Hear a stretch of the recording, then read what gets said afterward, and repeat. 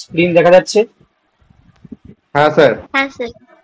চলো, তো প্রথমে কিছু তোমাদের ক্লাসের কিছু মানে নির্দেশিকা বলতে পারো বা কিছু গাইডলাইন বলতে পারো, যেটা আমি বলে দিচ্ছি, শুনে নাও।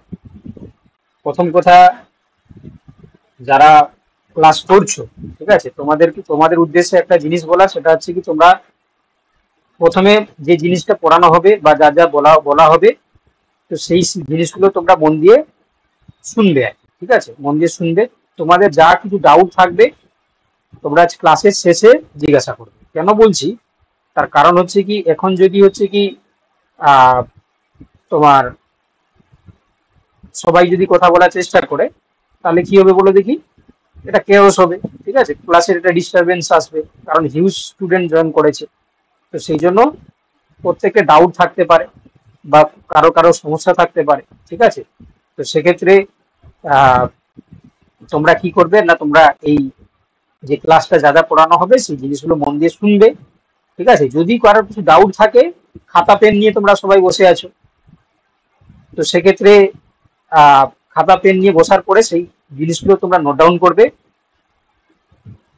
তো নোট ডাউন করার পরে ক্লাসের শেষে পার্টিকুলার কোনো জিনিস যদি তোমার ডাউট থাকে, তাহলে সেই জিনিসগুলো তোমরা বলবে, ঠিক আছে। তো আশা করি তোমরা বুঝতে পারছো, ঠিক আছে। এবার আমি তোমাদেরকে বলে দিচ্ছি, শুনে নাও। যে আমরা যেভাবে পড়বো সেটা হচ্ছে কি, প্রথমে থিওরি পড়বো, ঠিক আছে, থিওরি। তো থিওরি পড়ার পর আমরা কি করব না, এই থিওরি রিলেটেড এমসিকিউস, ঠিক আছে, তোমরা দেখতে পেয়েছো যে এমসিকিউ রয়েছে, সেই এমসিকিউ গুলো হচ্ছে কি আমরা স্টাডি করব। এবার আজকে ক্লাস বোটানি আছে, ঠিক আছে। এবারে পরের দিন কি আছে, জুলজি, তাই তো, জুলজি আছে।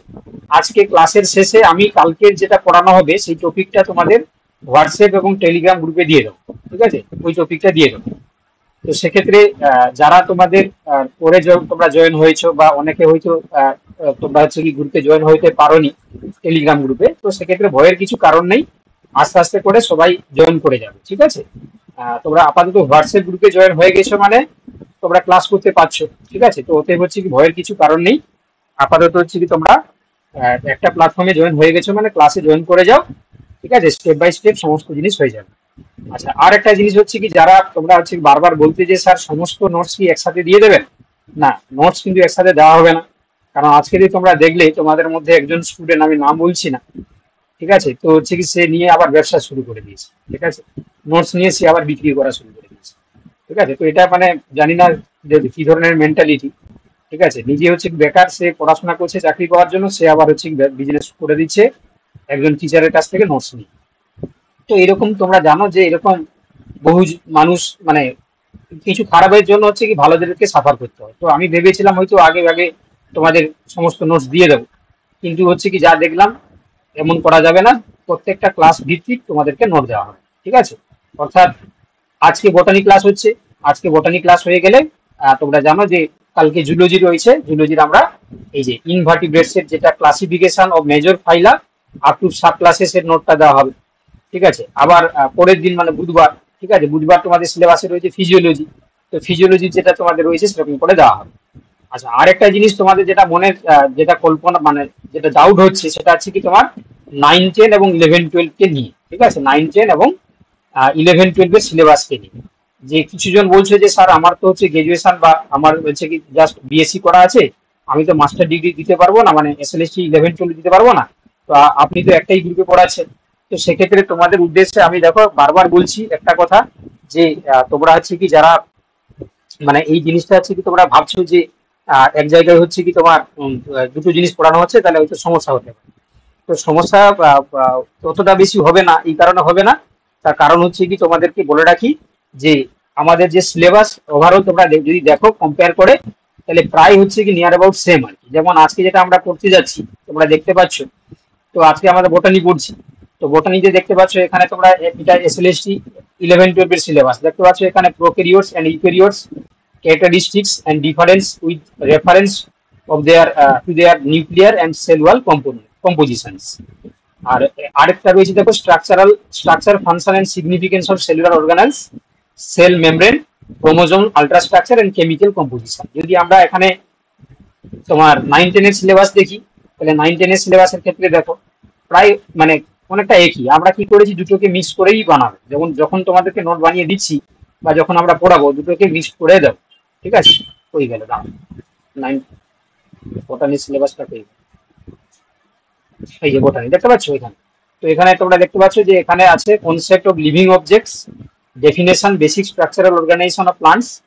আচ্ছা, তার পাশাপাশি দেখো সেল টু সেল কমিউনিকেশন, মানে কমিউনিকেশন নয়, cell to cell, prokaryote eukaryote যেটা আগেরটা আমরা দেখলাম। তার পাশাপাশি এখানে সেলুলার অর্গানেল যেগুলো রয়েছে তাদের স্ট্রাকচার এবং ফাংশন, ক্রোমোজোমের আলট্রা স্ট্রাকচার, কেমিক্যাল কম্পোজিশন, আর এক্সট্রা করে দেওয়া রয়েছে সেল ডিভিশন, মাইটোসিস, মিয়োসিস এবং সিগনিফিকেন্স। তো এই হচ্ছে কি আমাদের সিলেবাস। ঠিক আছে, তো ওটাই হচ্ছে কি আমরা চেষ্টা করেছি এই সেল ডিভিশনটাকে আমি আলাদা করে তোমাদেরকে যেহেতু পড়ানো হবে, তো চেষ্টা করা হয়েছে দুটোকে কম্বাইন করে তোমাদেরকে পড়াতে। ঠিক আছে, কারণ তোমাদেরকে বলে রাখি, সিলেবাস খুব একটা বেশি যে মানে স্ট্রিক্টলি ফলো হয় তা নয়, একটু কিন্তু হচ্ছে কি তোমার কি বলবো, একটু হচ্ছে তোমার এপাশ সেপাশ সিলেবাস কিন্তু করে দেয়। ঠিক আছে, তো আমাদের অল্প সময়, মাত্র 3 মাস সময়। ঠিক আছে, 3 মাস বলতে হচ্ছে কি আজকে হয়ে গেল 2 তারিখ, যদি তোমার সেপ্টেম্বরে হচ্ছে কি ফার্স্ট উইকে যদি এক্সাম হয়, এটা জুন মাস শুরু হয়ে গেল, জুন জুলাই আগস্ট। ঠিক আছে, 3 মাসের মধ্যে 90 দিনের মধ্যে অলরেডি 2 দিন চলে গেল। বাকি থাকলো হচ্ছে কি তোমার কত, না তোমার হচ্ছে কি 2 দিন চলে গেলে আর হচ্ছে কি তোমার তোমার হচ্ছে কি এইটি এইটি তোমার হচ্ছে কি 88 দিন থাকলো। ঠিক আছে, তো ওতে হচ্ছে কি এই জিনিসটা তোমাদেরকে বুঝতে হবে। ঠিক আছে, আপাতত হচ্ছে কি যদি দুটো আলাদা করা হতো তাহলে তোমাদেরই সমস্যা হতো। তো এই জন্য একটাই গ্রুপের মাধ্যমে আমরা পড়াশোনা করবো। যাই হোক, আজকে যদি প্রথম ক্লাস বলে এত কিছু কথা বলছি, আমরা বেশি কথা বলবো না, কারণ আমাদের হাতে সত্যি টাইম নেই। ঠিক আছে, আর আমি তোমাদেরকে যেহেতু আগে আগে ভাগ মানে একদিন আগে থেকে তোমাদেরকে নোটসটা দিয়ে দিচ্ছি, তোমরা কি করবে, আগে থেকে একটু পড়ে রাখবে। ঠিক আছে, তোমরা একটু পড়ে রাখবে। ওকে, তো এই জিনিসটা পড়ে রাখবে, কোনো জায়গায় ডাউট হলে খাতায় লিখে রাখবে, এবং ক্লাসে যখন আমি বোঝাবো বা বলবো তখন তোমরা হচ্ছে কি সবাই একসঙ্গে নিজে ডাউট বলবে না, তোমরা ক্লাসের শেষে একজন একজন করে বলবে। যার ক্লাসের শেষে যার ডাউট থাকবে না সে লেফট করে যাবে, যার থাকবে সে থাকবে, তার ডাউটটা আমরা ক্লিয়ার করবো। ঠিক আছে, এইভাবেই আমাদের ক্লাস চলবে। তো চলো আমরা আজকে তাহলে শুরু করে দিচ্ছি। প্রথম যে চ্যাপ্টার, এটা হচ্ছে কি তোমার দ্য সেল। ঠিক আছে, তার যে সিলেবাসটা তোমাদেরকে দেখালাম এই সিলেবাসটা এখানে রয়েছে।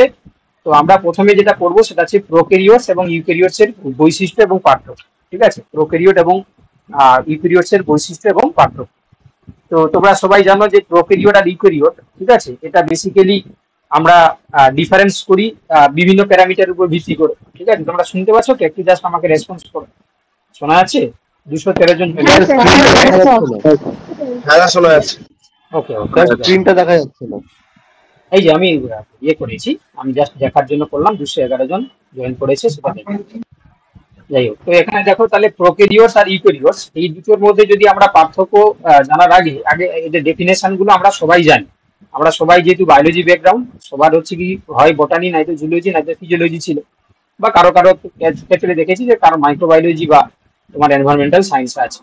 তো সেক্ষেত্রে দাঁড়িয়ে সবাই আমরা হচ্ছে প্রোক্যারিওট এবং ইউক্যারিওট, একটু মিউট করে দাও বাবা, আর একটা আনমিউট করা আছে। তো সেক্ষেত্রে প্রোক্যারিওট এবং ইউক্যারিওটের মধ্যে যদি আমরা তোমার হচ্ছে প্রথমে ডেফিনেশন দেখি, সবাই আমরা জানি যে যারা প্রোক্যারিওট তাদের ক্ষেত্রে সত্যিকারের নিউক্লিয়াস, মানে এটাকে আমরা যেটা বলি ওয়েল ডিফাইন্ড নিউক্লিয়াস হচ্ছে অনুপস্থিত। ঠিক আছে, অর্থাৎ নিউক্লিয়াসের যদি আমরা স্ট্রাকচার দেখি, তোমরা জানো যে নিউক্লিয়াসের 4টি তোমার হচ্ছে অংশ দেখা যায়।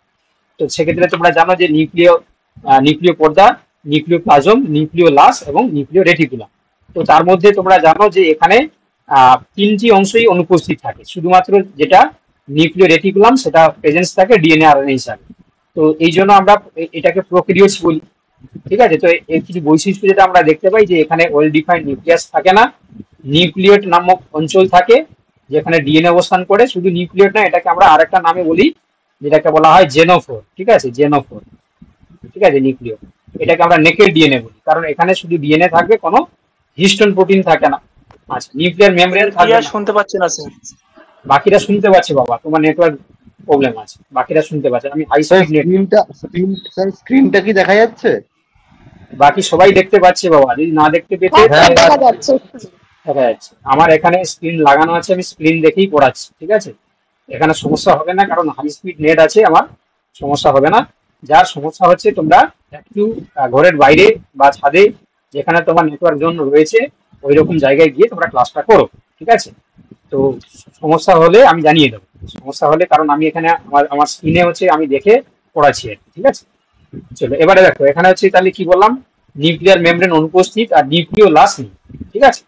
এবারে এখানে ডিএনএ যেটা থাকবে সেটা এই ডিএনএ এর ক্ষেত্রেও বৈশিষ্ট্য কি না দেখতে পাচ্ছ, এখানে সার্কুলার ডিএনএ থাকবে এবং হচ্ছে কি অবভিয়াসলি এই পয়েন্টটা সবাই মাথায় রাখবে যে হিস্টোন প্রোটিন যেটা, ঠিক আছে, সেটা হচ্ছে অনুপস্থিত থাকবে, ঠিক আছে, হিস্টোন প্রোটিন থাকবে না। এটা কিন্তু পরীক্ষায় আসে যে হিস্টোন প্রোটিন হচ্ছে প্রোক্যারিওটিকের ডিএনএ তে থাকে কি থাকে না, ঠিক আছে। তো সেক্ষেত্রে এখানে হিস্টোন প্রোটিন কিন্তু থাকে না, ঠিক আছে। চলো এবারে পরের জিনিস দেখো, তো পরেরটা কি বলছে দেখো, যে এখানে বলছে যে সেল ওয়াল, ঠিক আছে। যদি প্রোক্যারিওটিকের যদি আমরা সেল ওয়াল দেখি তাহলে আমরা কি দেখতে পাবো না, প্রোক্যারিওটিকের ক্ষেত্রে যদি সেল ওয়াল দেখা যায় তাহলে সেক্ষেত্রে তোমরা জানো যে এদের ক্ষেত্রে বেশিরভাগ ক্ষেত্রে সেল ওয়াল উপস্থিত থাকবে এবং সেটা যে উপাদান নিয়ে বা যে কম্পোনেন্ট নিয়ে গঠিত হবে তার নাম কি পেপটাইডোগ্লাইকেন, ঠিক আছে। তো সেই পেপটাইডোগ্লাইকেন বিশেষ করে যারা ব্যাকটেরিয়া তাদের ক্ষেত্রে দেখা যাবে। তো এই এবং আর্কিয়াতে বিভিন্ন ধরনের সেল ওয়াল থাকে, সিউডো পেপটাইডোগ্লাইকেন আমরা আর্কিয়াতে কিছু কিছু ক্ষেত্রে দেখতে পাই। আর প্রোক্যারিওটের ক্ষেত্রে পর্দাঘেরা কোনো কোষীয় অঙ্গাণু থাকবে না, শুধুমাত্র রাইবোজোম থাকবে, যেহেতু রাইবোজোম পর্দাঘেরা কোষীয় অঙ্গাণু নয়, ঠিক আছে, পর্দাবিহীন কোষীয় অঙ্গাণু। তো এই জন্য এবং রাইবোজোমটা 70s টাইপসের হয় প্রোক্যারিওটের ক্ষেত্রে, আমরা সবাই জানি। এবার আসেক্সুয়াল সরি প্রোক্যারিওটিক যারা তার যে রিপ্রোডাকশন যেটা হয়, তো সেটা বেসিক্যালি দেখো বাইনারি ফিশনের মাধ্যমে আমরা ওদের তোমার হচ্ছে রিপ্রোডাকশনটা দেখতে পাই। বাইনারি ফিশন মানে কি হয় না, তোমার দ্বিবিভাজন আর কি। উদাহরণ যদি আমরা দেখি তাহলে তোমরা জানো যে ব্যাকটেরিয়া আর্কিয়া আছে তোমার প্রোক্যারিওটসের মধ্যে পড়বে। আর ইউক্যারিওট যদি আমরা দেখি তাহলে সেক্ষেত্রে তোমরা জানো যে ইউক্যারিওটস বলতে হচ্ছে কি যাদের প্রকৃত নিউক্লিয়াস, ঠিক আছে, প্রেজেন্স থাকবে এবং অবভিয়াসলি পর্দাঘেরা কোষীয় অঙ্গাণু থাকবে। তো সেক্ষেত্রে তোমরা দেখতে পাচ্ছ এখানে যে প্রধান বৈশিষ্ট্যের মধ্যে যদি আমরা দেখি তাহলে পরিপূর্ণ মানে প্রকৃত নিউক্লিয়াস থাকবে, পর্দাঘেরা কোষীয় অঙ্গাণু থাকবে, নিউক্লিওলাস থাকবে। আর ডিএনএ এদের ক্ষেত্রে লিনিয়ার হয়, ঠিক আছে। লিনিয়ার মানে তোমরা জানো রৈখিক ডিএনএ থাকবে এবং অবভিয়াসলি ডিএনএ এর সঙ্গে হিস্টোন প্রোটিন যুক্ত থাকবে। আচ্ছা এবার দেখো কোষ প্রাচীর বা সেল ওয়াল। তো এটা তোমরা দেখতে পাচ্ছ, যেহেতু আমরা একটু তোমাদেরকে বলে দিই এখানে according to five kingdom classification যদি আমরা দেখি, ফাইভ কিংডম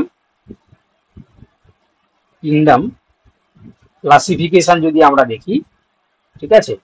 তো সেক্ষেত্রে তোমরা জানো যে একজন সায়েন্টিস্ট তার নাম R.H. হুইটেকার, তিনি সবচেয়ে লেটেস্ট যে তোমার ক্লাসিফিকেশনটা করেছিলেন 1969-এ। তো তিনি টোটাল হচ্ছে কি তোমার যত তোমার হচ্ছে কি লিভিং অর্গানিজম পৃথিবীতে বিলং করছে তাদেরকে তিনি 5টি কিংডমে ভাগ করেছিলেন। একটা হচ্ছে তোমার মনেরা 2 নম্বরে রেকর্ডিং হচ্ছে, তোমরা রেকর্ডিং পাবে। স্যার মক টেস্টের ব্যাপারটা কি রকম করে মক টেস্ট দেবো আমরা, আর একটা চ্যাপ্টার শেষ হলে কি পরের দিন মক টেস্ট হবে? আচ্ছা আমি একটু প্রথমে বলে নিই তোমাদেরকে সিস্টেমটা, তোমরা হচ্ছে কেন বুঝতে পারছো না আমি জানি না। যেমন ধরো আমি তোমাদেরকে বলে দিচ্ছি, সঙ্গে তোমাদের আমি বহুবার আলোচনা করেছি, আমরা যে ক্লাসটা শুরু করেছি ক্লাসটা কেমন হবে, প্রত্যেকটা চ্যাপ্টার মানে যেদিনকে পড়ানো হবে তার আগের দিন আমি তোমাদেরকে পিডিএফ নোটস টেলিগ্রাম এবং হোয়াটসঅ্যাপ গ্রুপ দুটোতেই দিয়ে দেবো পিডিএফ নোটস, ঠিক আছে। তো পিডিএফ নোটস তোমরা পেয়ে গেলে।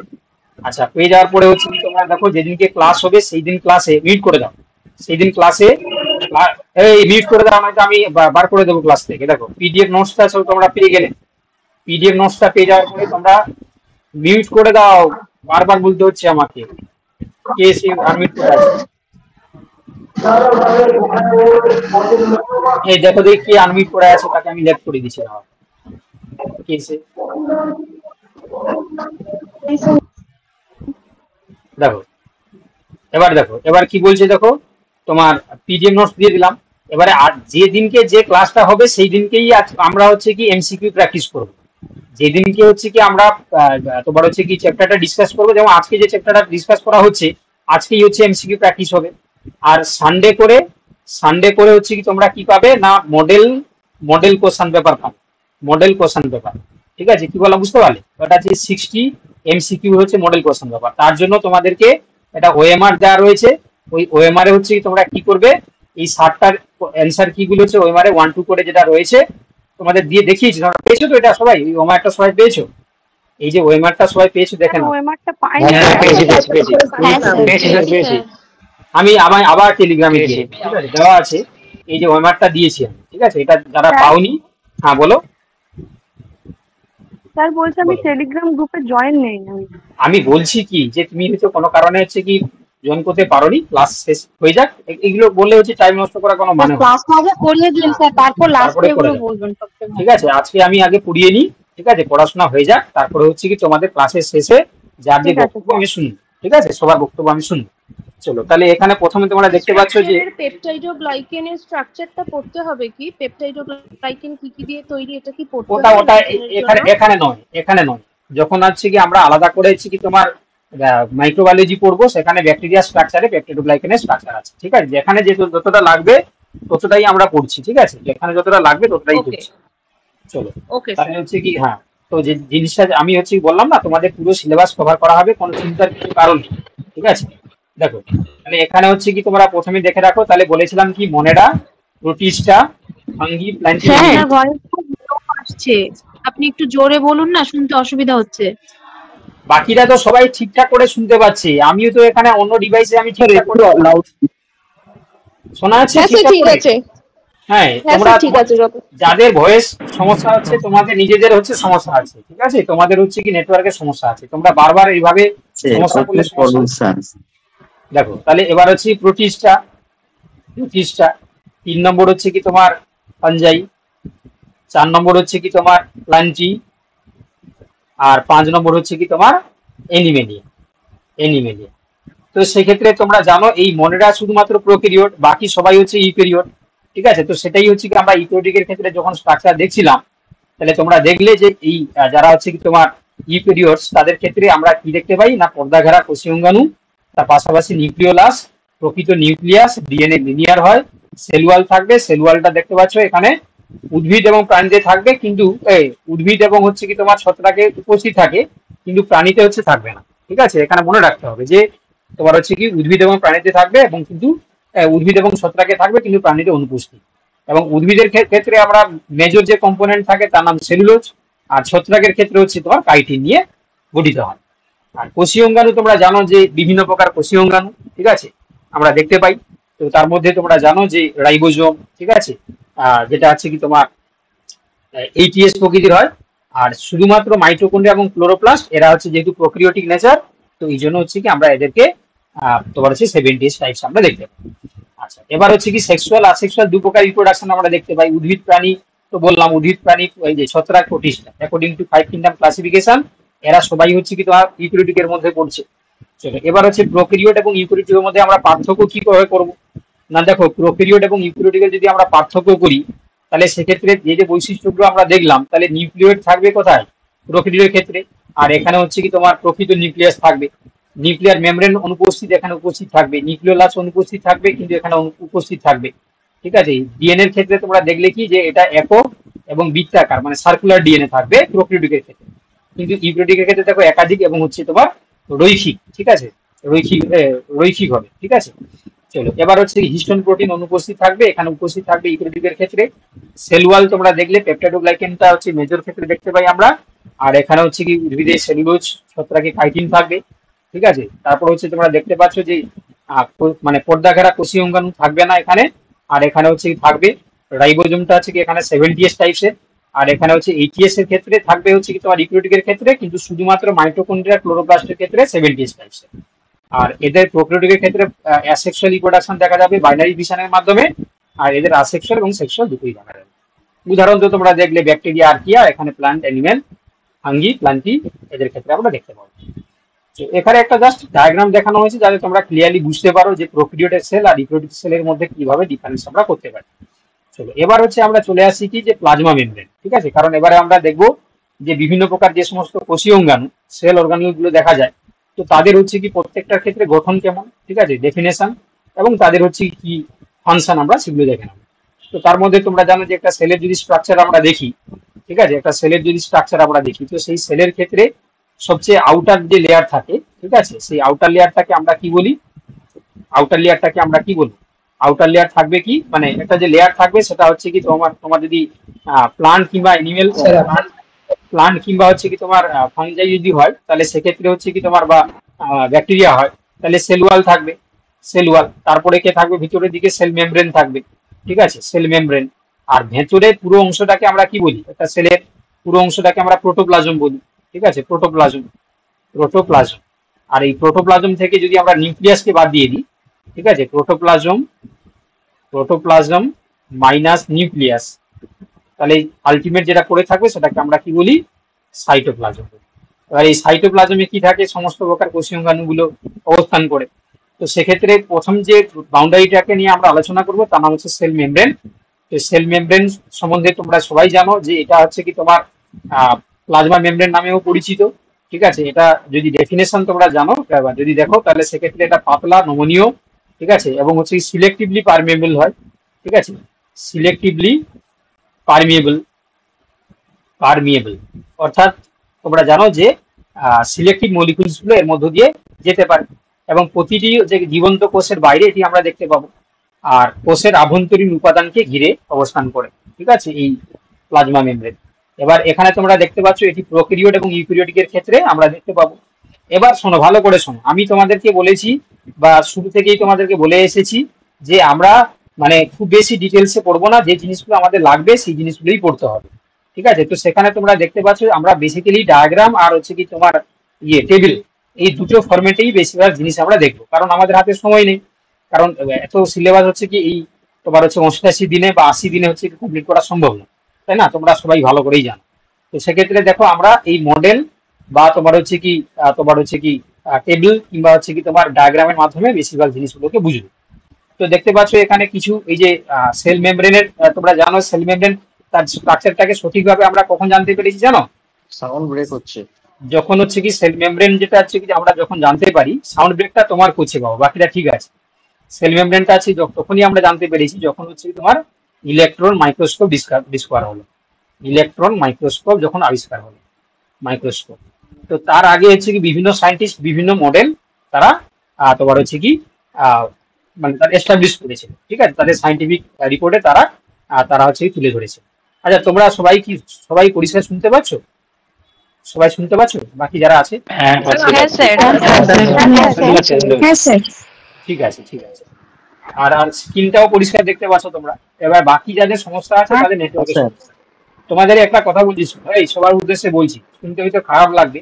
এবার দেখো তোমরা একটু সারাদিন দেখো, তোমাদের আমি জানি সবার তো ওয়াইফাই থাকে না, এবারে মোবাইলে নেটওয়ার্ক থাকে, এবারে মোবাইলে তোমরা 1.5 GB কিংবা 2 GB রিচার্জ করো। এবারে সারাদিন যদি তোমরা নিউজ, ফেসবুক, হোয়াটসঅ্যাপ এইসব করে তোমরা নেট যদি শেষ করে দাও, তাহলে ক্লাসের সময় তোমার নেট কিন্তু ফুল হবে না। তো এই জন্য তোমাদেরকে বলছি, হয় তোমরা আনলিমিটেড নেট রিচার্জ করে নাও, এই মিউট করো বাবা, মিউট করো, হয় আনলিমিটেড হচ্ছে কি নেট তোমার রিচার্জ করে নাও, নতুবা হচ্ছে কি তোমরা সারাদিন যে নেটটাকে খরচা করছো একটু দেখে শুনে খরচা করো, ঠিক আছে? কি বললাম বুঝতে পারলে? না হলে কি হবে বলে দেখি, না হলে হচ্ছে কি তোমার এই ক্লাসের সময় হচ্ছে কি কে শুনতে পাবে না, কে হচ্ছে কি দেখতে পাবে না, এই প্রবলেমগুলো তোমরা বলতে থাকবে, ক্লাসটা হ্যাম্পার হবে, ঠিক আছে? কার আনমিউট করা আছে বলো তো? শুনছে না সে? কার আনমিউট করা আছে? দেখো তাহলে এবার হচ্ছে কি ভালো করে শোনো। এবার হচ্ছে আবিষ্কার এবং মডেল, সে দেখো মিউট করে আবার আনমিউট করে দিল, তো মহা মুশকিল ব্যাপার। তুমি মিউট করে দাও বাবা, তোমার ব্যাকগ্রাউন্ড থেকে প্রচুর আওয়াজ আসছে। দেখো এবারে এখানে দেখো মডেল এবং আবিষ্কার। তো এখানে তোমরা দেখতে পাচ্ছ কিছু গবেষক রয়েছেন যাদের অবদান আমরা দেখতে পাবো। প্রথম যিনি হচ্ছে কি কন্ট্রিবিউট করেছেন তার নাম হচ্ছে ওভারটন, 1995-এ এটা লিপিডের উপস্থিতি তিনি ডিসকভার করেছিলেন। আচ্ছা, গোর্টার এবং হচ্ছে তোমার গ্রেন্ডেল, ইনি হচ্ছে 1925 সালে ফসফোলিপিডের যে দ্বিস্তর ধারণা, অর্থাৎ ফসফোলিপিড বাইলেয়ার এই কনসেপ্টটা তিনি তুলে ধরলেন। পরবর্তীকালে দেখো ড্যাপসন এবং ড্যানিয়েলি, এরা হচ্ছে কি প্রোটিন স্ট্রাকচারটাকে তারা বললেন, এবং সবচেয়ে বেশি মানে কনসেপ্টটা যেটা আছে কি তোমার গৃহীত এবং সবচেয়ে বেশি যেটা স্বীকৃত সেটা হচ্ছে ফ্লুইড মোজাইক মডেল। এই ফ্লুইড মোজাইক মডেল কে দিয়েছেন না, যে দিয়েছেন তার নাম তোমরা সবাই জানো, সিঞ্জার এবং নিকলসন। সালটা কত ছিল? সালটা ছিল 1972। এবারে অ্যাকর্ডিং টু এই সিঞ্জার এবং নিকলসনের যে ফ্লুইড মোজাইক মডেল, সেটা যদি আমরা ভালো করে দেখার চেষ্টা করি, ঠিক আছে, তাহলে তোমরা দেখতে পাচ্ছ এখানে যে ফসফোলিপিড বাইলেয়ার, ঠিক আছে, এখানে আমরা দেখতে পাবো কি যে ফসফোলিপিড বাইলেয়ার, একটা লিপিড হচ্ছে কি ফসফোলিপিড বাইলেয়ার, ঠিক আছে। তো সেই ফসফোলিপিড বাইলেয়ার ক্ষেত্রে তোমরা নিশ্চয়ই জানো যে এই যে ফসফোলিপিড বলতে হচ্ছে কি হয় না, একটা হচ্ছে কি তোমার এইভাবে হচ্ছে কি তোমার স্ট্রাকচার গুলো দুই দিকে থাকে আর। তো যে কোনো আমি একটাকে যদি এখানে ভালো করে তোমাদেরকে দেখাই, তাহলে তোমরা জানো এই অঞ্চলটাকে আমরা কি বলি? হেড পার্ট বলি, আর নিচেরটাকে আমরা টেল বলি, ঠিক আছে। এই হেডটা হচ্ছে তোমার পোলার হয়, আর টেলটা হচ্ছে কি তোমার নন পোলার হয়। কি হয়? নন পোলার। এই পোলার হওয়ার জন্য হচ্ছে কি এরা কি হয় না হাইড্রো হাইড্রো কি হয়? হাইড্রোফিলিক হয়, হাইড্রোফিলিক অর্থাৎ জলাকর্ষী। আর নন পোলার হওয়ার জন্য এটা কি হবে? হাইড্রোফোবিক, হাইড্রোফোবিক বা হচ্ছে কি তোমার জল বিকর্ষী, ঠিক আছে। তাহলে জল বিকর্ষী বৈশিষ্ট্যটা আমরা দেখতে পাবো। তো এখানে দেখো লিখা আছে যে প্রত্যেকটা ফসফোলিপিডে অণুতে একটি হাইড্রোফিলিক মানে জল আকর্ষী মাথা মানে হেড, আর দুটি হাইড্রোফোবিক জল বিরোধী মানে জল বিকর্ষী তেল থাকবে, ঠিক আছে। এবং লিপিড বিস্তর কোষঝিল্লির নমনীয়তা বজায় রাখে, ঠিক আছে। এবার এখানে আমরা আর কি দেখতে পাই না, আমরা দেখতে পাই প্রোটিন দেখতে পাই। শুধু কি এই ফসফোলিপিড থাকে? না, তার পাশাপাশি কি থাকবে? প্রোটিন থাকবে। এবং এই যে প্রোটিন থাকে, এবং এবং তোমাদের আরেকটা জিনিস তোমাদেরকে বলে দিই যদি পরীক্ষায় আসে, যে যদি কম্পোনেন্টের যদি অ্যাবান্ডেন্সের উপর ভিত্তি করে যদি আমরা স্ট্রাকচারাল কম্পোনেন্টকে যদি আমরা কম থেকে বেশির দিকে করি বা বেশি দিকে কম দিকে করি, তাহলে সবচেয়ে বেশি থাকে কে না? সবচেয়ে বেশি থাকে হচ্ছে কি কে থাকবে না? প্রোটিন থাকবে, তারপরে থাকবে হচ্ছে তোমার লিপিড থাকবে, এবং তারপরে থাকবে কি? কার্বোহাইড্রেট থাকবে, ঠিক আছে। তাহলে এদের হচ্ছে কি তোমার অ্যাবান্ডেন্সের উপর ভিত্তি করে সবচেয়ে বেশি কম্পোনেন্ট থাকবে এই প্রোটিন। এবার এই প্রোটিন যেটা থাকে সেটা আবার দু প্রকারের প্রোটিন থাকে। একটা দেখতে পাচ্ছ যে ইন্টিগ্রাল প্রোটিন, আর একটা আছে তোমার পেরিফেরাল প্রোটিন, ঠিক আছে। তো এরা তোমরা জানো যে ইন্টিগ্রাল প্রোটিন যারা হচ্ছে কি একটা মেমব্রেনের এক প্রান্ত থেকে অন্য প্রান্ত পর্যন্ত প্রসারিত থাকে, আর যারা হচ্ছে পেরিফেরাল প্রোটিন তারা শুধুমাত্র এক পাশে বা বাইরের দিকে অবস্থান করে। কাজ কি করে দেখো, এরা হচ্ছে বেসিক্যালি পরিবহন, এনজাইম রিসেপ্টর হিসাবে কাজ করতে পারে, এই প্রোটিনগুলো সাহায্য করে। আচ্ছা, এছাড়া হচ্ছে কি আরো কম্পোনেন্ট যেটা থাকে তার নাম কোলেস্টেরল, ঠিক আছে। কোলেস্টেরল হচ্ছে প্রাণী কোষে উপস্থিত থাকবে, ঠিক আছে, শুধুমাত্র প্রাণী কোষে থাকে। এটা কাজ কি করে ভালো করে শুনে রাখো, এটা পরীক্ষায় দেয় যে এটা ঝিল্লির যে ফ্লুইডিটি এটা মেনটেন রাখে, ঠিক আছে। ফ্লুইডিটি কি হয় না? ফ্লুইডিটি, ঠিক আছে। ফ্লুইডিটি হচ্ছে কি মানে কি না, এটা হচ্ছে কি তোমার এই তরলতা, মানে যাতে করে হচ্ছে কি একটা সেল মেমব্রেন যাতে রিজিড না হয়ে যায়। রিজিড হয়ে গেলে তার মধ্য দিয়ে কেউ যেতে পারবে না, শক্ত হয়ে যাবে। তো এই জন্য ফ্লুইডিটি মেনটেন করার জন্য কোলেস্টেরল হচ্ছে কম্পোনেন্ট আমরা দেখতে পাই, যেটা তরল এবং স্থিতিশীলতা বজায় রাখতে সাহায্য করে। আচ্ছা, এবার দেখতে পাচ্ছ গ্লাইকোপ্রোটিন এবং গ্লাইকোলিপিড থাকবে, যেটা হচ্ছে কি তোমার বেসিক্যালি কোষ শনাক্তকরণ এবং সিগন্যাল গ্রহণে সাহায্য করে। তোমরা জানো যে এই সেল মেমব্রেনে কিছু রিসেপ্টর থাকে, তো সেই সমস্ত রিসেপ্টরের ক্ষেত্রে এখানে গ্লাইকোপ্রোটিন এবং গ্লাইকোলিপিড তারা গঠন করে। তো এখানে আমরা একটা ডায়াগ্রাম দেখিয়েছি জাস্ট তোমাদেরকে বোঝানোর জন্য, ঠিক আছে। এই ডায়াগ্রামে তোমরা লক্ষ্য করো যে এইভাবে দেখতে পাচ্ছ যে এরকম দেখো, এদিকে একটা লিপিড স্তর, এদিকে একটা লিপিড স্তর। এই জন্য আমরা কি বলি, এই দুটোকে একসঙ্গে কি বলি যে লিপিড বাইলেয়ার। কি বলি আমরা? Lipid bilayer. এই লিপিড বাইলেয়ারে দেখো, তাহলে এই দিকে যে কোনো একটা কম্পোনেন্টকে তোমরা নাও, দিয়ে বাইরে বার করে দেখো। এখানে দেখো, দেখতে পাচ্ছ যে এই যে হেড অংশটা রয়েছে, এটা আছে তোমার কি হয় না? হাইড্রোফিলিক হয়। আমি বড় করে দেখাচ্ছি, হয়তো তোমাদের দেখতে অসুবিধা হচ্ছে। দেখতে পাচ্ছ এবার? ফসফোলিপিড বাইলেয়ার বলে না? হ্যাঁ, ফসফোলিপিড বাইলেয়ার, ঠিক আছে। তো এই ফসফোলিপিডের ক্ষেত্রে দেখতে পাচ্ছ একটা কম্পোনেন্টকে বাইরে বার করা হয়েছে, যেটা আমি উপরে দেখাচ্ছিলাম। হেড যেটা থাকবে এটা হেড, এটা দেখো হেড, এই যে ফসফেট হেড থাকে, এই ফসফেট হেডটা আছে আমার হাইড্রোফিলিক পোলার হয়। আর এই যে যেটা আছে টেল থাকে সেটা হচ্ছে কি তোমার হাইড্রোফোবিক নন পোলার, ঠিক আছে। তো এবং এটা হচ্ছে ফ্যাটি অ্যাসিড টেল, ফ্যাটি অ্যাসিডের টেল, ঠিক আছে। তো তোমরা জানো যে এই যে টেল যেটা থাকে, দুটো টেল রয়েছে। সেই একটা টেল হচ্ছে কি তোমার স্যাচুরেটেড ফ্যাটি অ্যাসিড নিয়ে গঠিত হয়, আর একটা টেল হচ্ছে কি তোমার আনস্যাচুরেটেড ফ্যাটি অ্যাসিড নিয়ে গঠিত হয়। এবারে তোমরা বলবে যে স্যাচুরেটেড ফ্যাটি অ্যাসিড আর আনস্যাচুরেটেড ফ্যাটি অ্যাসিড কাকে বলো? না, যে ফ্যাটি অ্যাসিডের ক্ষেত্রে কার্বন কার্বনের মাঝখানে সবসময় যদি সিঙ্গেল বন্ড থাকে তখন তাকে আমরা কি বলবো? স্যাচুরেটেড ফ্যাটি অ্যাসিড বলবো। আর যে হচ্ছে ফ্যাটি অ্যাসিডের ক্ষেত্রে কার্বন কার্বনের মাঝখানে ডাবল বন্ড থাকবে তাকে আমরা আনস্যাচুরেটেড ফ্যাটি অ্যাসিড বলবো। এবারে কি দেখো, তোমরা দুটোকে দেখতে একই রকম মনে হলেও এরা অ্যাকচুয়ালি একটা এরকম করে মানে স্ট্রেট থাকে, আর একটা এরকম ব্যান্ড থাকে। তো যেটা স্ট্রেট থাকে সেটাই হচ্ছে কি তোমার স্যাচুরেটেড ফ্যাটি অ্যাসিড, আর যেটা এরকম ব্যান্ড থাকে সেটা হচ্ছে কি আনস্যাচুরেটেড ফ্যাটি অ্যাসিড, ঠিক আছে। এবং এটা প্রায় হচ্ছে কি 30 ডিগ্রি অ্যাঙ্গেল সৃষ্টি করে, যাতে করে একটা ক্ল্যাম্প আর একটা ক্ল্যাম্পের সঙ্গে অ্যাটাচ থাকতে পারে। দেখতে পাচ্ছ এই যে একটা ক্ল্যাম্প একটা এরকম ব্যাঁকে থাকলে, একটা সোজা থাকলে, এরা পরস্পর হচ্ছে কি তোমার মানে যুক্ত হতে সাহায্য করে। তো এই জন্য হচ্ছে কি আমরা কি দেখতে পাই না, এই যে ফসফোলিপিডের ক্ষেত্রে ফসফেট হেড থাকবে, আর হচ্ছে কি তোমার ফ্যাটি অ্যাসিড কি থাকবে না, ফ্যাটি অ্যাসিডের হচ্ছে টেল থাকবে। এই ফ্যাটি অ্যাসিড দু প্রকারের হয়, স্যাচুরেটেড এবং আনস্যাচুরেটেড। স্যাচুরেটেড ক্ষেত্রে কি বললাম? Carbon carbon single bond. Unsaturated ক্ষেত্রে কি বললাম? Carbon carbon double bond. এবং যেখানে ডাবল বন্ড থাকবে সেখানে ব্যান্ড তৈরি করে প্রায় 30 ডিগ্রি অ্যাঙ্গেল তৈরি করে, ঠিক আছে, এই কনসেপ্টটা মনে রাখবে। আর কেমিক্যাল স্ট্রাকচারটা আমি এখানে একে দেখালাম না, কারণ হচ্ছে কি আমাদের হাতে সময় খুব কম, ওই কেমিক্যাল স্ট্রাকচার তোমরা অত বেশি তোমাদেরকে লাগবে না, তো সেই জন্য আমি দেখালাম না। ঠিক আছে, না হলে তোমাদেরকে দেখাতাম আমি। ঠিক আছে, যদি সংক্ষেপে তোমরা যদি জানতে চাও তাহলে আমি দেখিয়ে দিতে পারি। তোমরা যারা এর আগে তোমরা ডিটেলস ক্লাসে তোমরা যারা ক্লাস করেছো, তোমরা তোমাদেরকে দেখিয়েছিলাম আমি যে একটা ফসফোলিপিড যে তৈরি হয়, কি হয় না, একটা হচ্ছে কি তোমার কি নিয়ে গঠিত হয় না, তোমার হচ্ছে কি গ্লিসারল, গ্লিসারল থাকবে, CH2H CHOH থাকবে, এবং CH2H 3 কার্বন যুক্ত হচ্ছে কি তোমার একটা হচ্ছে কি তোমার কার্বোহাইড্রেট। আর কি থাকবে না, CH2H। এবারে এই যে দুটো কার্বনের সঙ্গে কি যুক্ত হয় না, একটা ফ্যাটি অ্যাসিড যুক্ত হবে, C ডাবল বন্ড ও OH থাকে, এখানে R1, এটা একটা ফ্যাটি অ্যাসিড। আবার এখানে C ডাবল বন্ড ও OH, এটা হচ্ছে তোমার R2। আর কি থাকবে না, ফসফেট থাকবে। ঠিক আছে, মানে তিনটে গ্লিসারলের তিনটে হাত রয়েছে। গ্লিসারলের কটা হাত রয়েছে, তিনটে হাত রয়েছে। তো দেখ, তিনটে কার্বনের জন্য OH তিনটে রয়েছে, তো এখানে কি থাকবে না, ফসফেট যুক্ত হবে, P double bond O minus, তিন দিকে থাকবে OH করে থাকবে, OH করে থাকবে, আর এদিকে থাকবে কি O মাইনাস থাকবে। ঠিক আছে, তো সেক্ষেত্রে হচ্ছে কি তোমার যদি আমরা গঠনটা দেখি তাহলে কি হবে বলে দেখি, আলটিমেট এই যে তোমার হচ্ছে কি এখানে HOH, আবার HOH, আবার হচ্ছে কি এখানে HOH, তিনটে জল বেরিয়ে যাবে। ঠিক আছে, আমি সংক্ষেপে বলে দিচ্ছি, কারণ তোমরা আমাদের হাতে এখন সময় বেশি নেই। তো যখন বেরিয়ে যাবে তখন আলটিমেট স্ট্রাকচারটা কেমন হয়ে যাবে, এইভাবে হয়ে যাবে।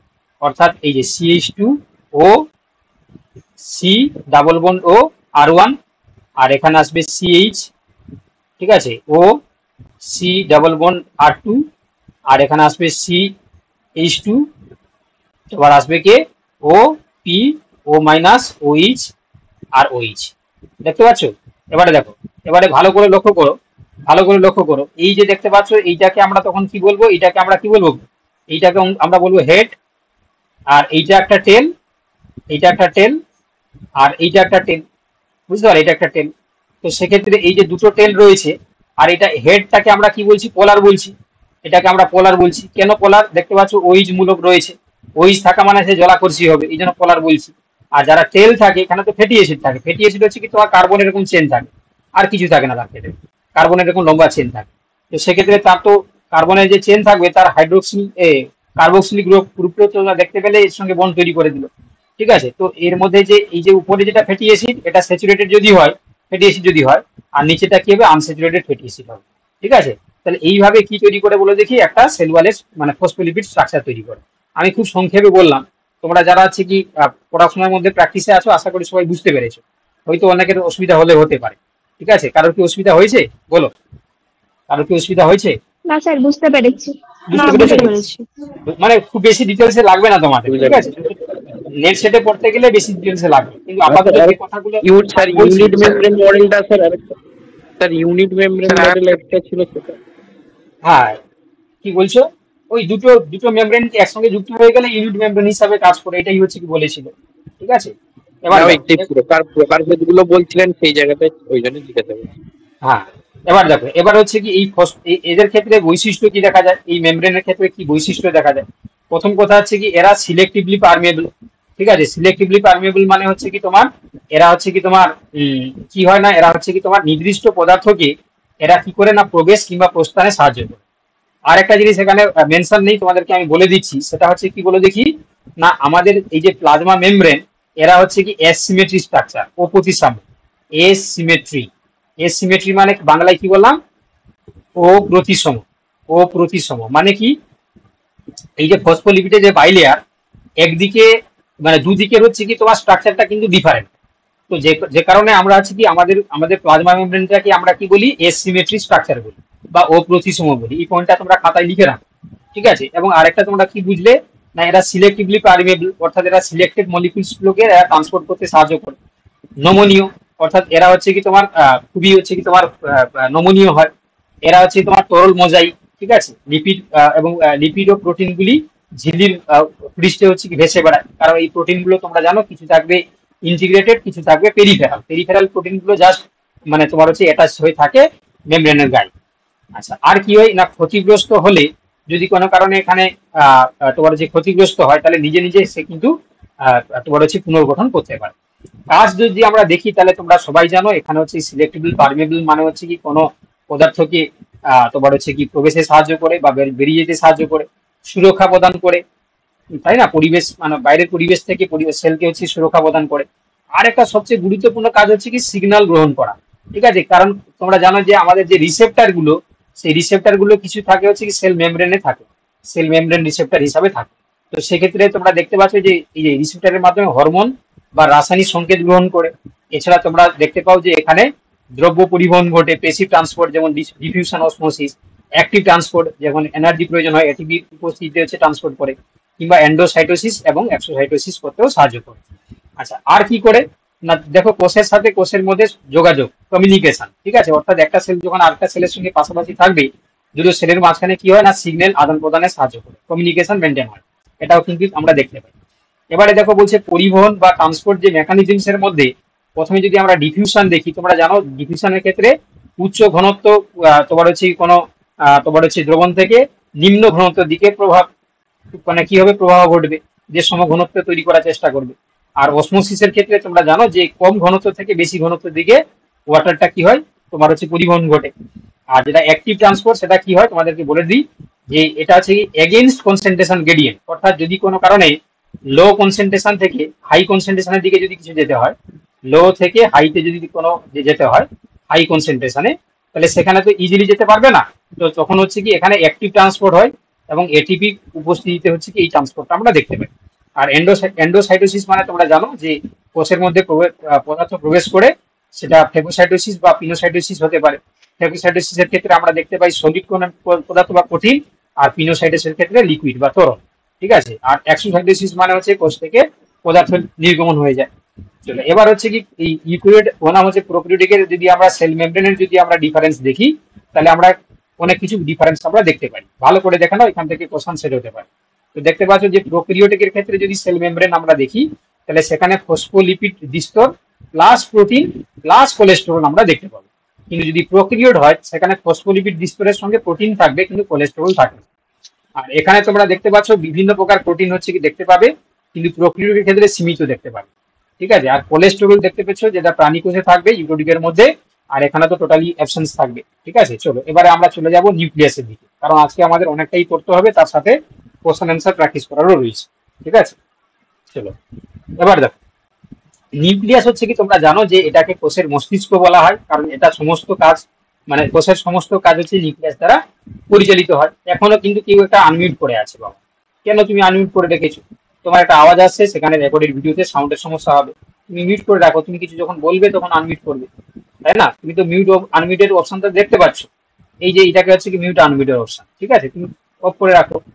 চলে দেখো এবার কি বলছি, দেখো নিউক্লিয়াসের ক্ষেত্রে যদি আমরা গঠন দেখি, তাহলে সেক্ষেত্রে তোমাদেরকে যেটা বললাম যে এটা কোষের মস্তিষ্ক বা সেলের ব্রেন হিসাবে কাজ করে, কারণ পুরো কোষের কার্যাবলী নিয়ন্ত্রণ করে, কারণ এই নিউক্লিয়াসের মধ্যে হচ্ছে ডিএনএ ধারণ করে, ঠিক আছে? এবারে অবস্থান যদি আমরা দেখি ইউক্যারিওটিকের কোষে তোমার নিউক্লিয়াস এবং প্রোক্যারিওটিকের সবার ক্ষেত্রে থাকবে, তবে নিউক্লিয়াসটা হচ্ছে কি ইউক্যারিওটিকের ক্ষেত্রে সুগঠিত থাকবে, আর প্রোক্যারিওটিকের ক্ষেত্রে সুগঠিত নয়, যেটা আমরা এই যে বলেছিলাম জিনোফর বা নিউক্লিয়েট হিসাবে থাকে। তো এখানে একটা ডায়াগ্রাম দেখানো হয়েছে, তোমরা দেখতেই পাচ্ছ যে এখানে বলছে যে নিউক্লিয়ার এনভেলাপ থাকবে, নিউক্লিয়ার মেমব্রেন, হ্যাঁ, নিউক্লিওলাস, নিউক্লিওপ্লাজম এবং তার মধ্যে ক্রোমোজোম থাকে, ঠিক আছে? ডিএনএ থাকবে আর ঠিক আছে। এবারে গঠন বা যদি আমরা দেখি, প্রথমে থাকবে কি এনভেলাপ বা হচ্ছে কি তোমার নিউক্লিয়ার এনভেলাপ, যেটা দেখি আমরা, এটি বলছে দ্বিস্তরযুক্ত ঝিল্লি, ঠিক আছে? এবং এর বাইরের দিকে হচ্ছে স্যার বলছে কি নিউক্লিয়ার এনভেলপ আর নিউক্লিয়ার মেমব্রেন তো একই নাকি? একই একই একই। ওই তো আমরা এখানে চারটি অংশই দেখিয়েছি, ঠিক আছে?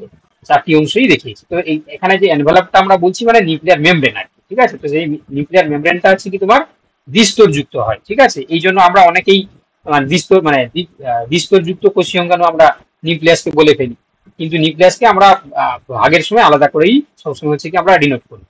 তো সেক্ষেত্রে দেখতে পাচ্ছ এর এই যে বাইরের যে লেয়ারটা থাকবে তার সঙ্গে সাথে কে থাকে না রাফ এন্ডোপ্লাজমিক রেটিকুলাম, হ্যাঁ, আর ইয়ার থাকবে হচ্ছে কি তোমার এই নিউক্লিয়ার এনভেলপের গায়ে। এবং আরেকটা জিনিস তোমরা যেটা লক্ষ্য করো, এই যে নিউক্লিয়ার এনভেলপের গায়ে খুবই ক্ষুদ্র হচ্ছে কিছু ছিদ্র থাকে, নিউক্লিয়ার পোর থাকবে, ঠিক আছে? যা দিয়ে আরএনএ প্রোটিন এগুলো তোমার হচ্ছে কি প্রবেশ এবং নির্গমন করে, যেটাকে আমরা কি বলি, এটাকে আমরা হচ্ছে নিউক্লিয়ার পোর কমপ্লেক্স আমরা বলি, তাই না? এনপিসি বলি, ঠিক আছে? এনপিসি অর্থাৎ নিউক্লিয়ার পোর কমপ্লেক্স হিসাবে আমরা দেখতে পাই। আচ্ছা, এবার তার মধ্যে থাকবে কি নিউক্লিওপ্লাজম থাকবে।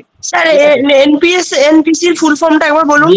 নিউক্লিয়ার পোর কমপ্লেক্স, দেখো এবার বলছি, দেখো নিউক্লিওপ্লাজম যেটাকে আমরা স্যার স্যার এখানে একটু অ্যানুয়ালি কমপ্লেক্সটা একটু বলে দেন না, ওটা একটু ডাউট আছে অ্যানুয়ালি কমপ্লেক্সটা। আমি বলেছি কি যে তোমরা হচ্ছে কি খাতায় নোট করে রাখো, ঠিক আছে? যখন হচ্ছে কি তোমার আমার লেকচারটা কমপ্লিট হয়ে যাবে, ঠিক আছে, তখন হচ্ছে বলবে, নাহলে আমি মানে টার্গেটে হাঁটতে পারবো না, বুঝতে পেরেছো তো? আমি শেষের দিকে আলোচনা করছি। দেখো এবার বলছে, দেখো নিউক্লিওপ্লাজম। নিউক্লিওপ্লাজম হচ্ছে কি নিউক্লিয়াসের অভ্যন্তরে থাকবে, ঠিক আছে, এবং সেই অভ্যন্তরে যে তরল পদার্থ থাকবে সেটা হচ্ছে কি তোমার নিউক্লিওপ্লাজম। এখানে ক্রোমাটিন এবং নিউক্লিওলাস অবস্থান করবে নিউক্লিওপ্লাজমে। আর যেটা নিউক্লিওলাস সেটা হচ্ছে কি তোমরা জানো যে নিউক্লিয়াসের মধ্যে সবচেয়ে যেটা কনডেন্সড বা ঘন অঞ্চল। এখানে তোমরা জানো যে এই নিউক্লিওপ্লাজমে নিউক্লিওলাসে আরএনএ হচ্ছে কি সিনথেসিস হয়, ঠিক আছে। এই জন্য এটাকে আমরা কি বলি যে রাইবোজোমাল আরএনএ যে তোমার সিনথেসিস সাইট হচ্ছে কোথায়, নিউক্লিওলাস। এখান থেকে কিন্তু পরীক্ষায় প্রশ্ন সেট হয়, ঠিক আছে। আমি যে মুখে যখন বলে দিচ্ছি না, এই জায়গাগুলোতে তোমরা নোট ডাউন করে রাখবে, ঠিক আছে। যে আমি দেখবে পড়ানোর সময় আমি বলে দিই যে এই জায়গা থেকে কোশ্চেন সেট হবে, তখন তোমরা সেই জায়গাগুলোকে মার্ক করে রাখবে, যাতে তোমরা দেখবে পড়ার সময় সেই জিনিসগুলো তোমরা রিভাইজ করতে পারো। চলো এবার দেখো, প্রোটিন ও আরএনএ একত্রে হচ্ছে কি রাইবোজোম গঠন হচ্ছে কি পূর্ণ ধাপ সম্পন্ন করে। আর ক্রোমাটিন যেটা তোমাদেরকে বলে রাখি যে ক্রোমাটিন কিছুই নয়, যে নিউক্লিয় যে জালিকা যেগুলো সেগুলো হচ্ছে কি তোমার ডিএনএ দেখো হিস্টোন প্রোটিনের সঙ্গে যুক্ত হয়ে, ঠিক আছে, গঠিত হয়। এবং কোষ বিভাজনের সময় এটি ক্রোমোজোম ধারণ করে, ক্রোমোজোম হচ্ছে কি ডিএনএ ধারণ করে, ডিএনএ জিন ধারণ করে, জিন হচ্ছে গঠনগত যে তোমার অল্টারনেটিভ দুটো ফ্যাক্টর থাকে তাকে আমরা এলিল বলি, ঠিক আছে। এলিল হচ্ছে যে ক্রোমোজোমের যে পজিশনে থাকে তাকে আমরা লোকাস বলি, ঠিক আছে। কি বলি? লোকাস বলি। এই জিনিসটা মনে রাখবে। তাহলে ক্রোমাটিন ফাইবার, সেখানে ক্রোমোজোম, ডিএনএ, জিন, এলিল, ঠিক আছে, লোকাস, এই জিনিসগুলো একটু মনে রাখবে। চলো এবার হচ্ছে কি দেখো, এখানে কার্যাবলী সবাই আমরা জানি যে এখানে ডিএনএ ধারণ করছে, এমআরএনএ এর মাধ্যমে কোষে প্রোটিন উৎপাদনকে নির্দেশ করছে, ঠিক আছে, কোষ বিভাজন নিয়ন্ত্রণ করছে। তার পাশাপাশি তোমরা দেখতেই পেলে ডাইরেক্টলি হচ্ছে কি আরআরএনএ কে সিনথেসিস করছে। এবারে কখনো বলছে যে কোনো জিন কখনো কাজ করবে তা সেই জিনটাকে নিয়ন্ত্রণ করতে সাহায্য করে, মানে জিনের এক্সপ্রেশনেও সাহায্য করে। এবারে দেখো ক্রোমাটিন এবং ক্রোমোজোম, ঠিক আছে, এই দুটো জিনিস কি জিনিস দেখো, বা ডিএনএ বা জিন যেটা আমি বললাম। তাহলে ভালো করে শোনো, ক্রোমাটিনটা হচ্ছে কি জিনিস না, যখন নিউক্লিয়াসে ডিএনএ ও প্রোটিন মিশ্রিত আলগা একটা তোমার স্ট্রাকচার, সেটাকে আমরা কি বলছি, ক্রোমাটিন, ঠিক আছে। তাহলে নিউক্লিয়াসের মধ্যে ডিএনএ এবং প্রোটিন যখন হচ্ছে আলগা ভাবে থাকে, তখন সেটা ক্রোমাটিন ফাইবার হিসাবে আমরা বলি।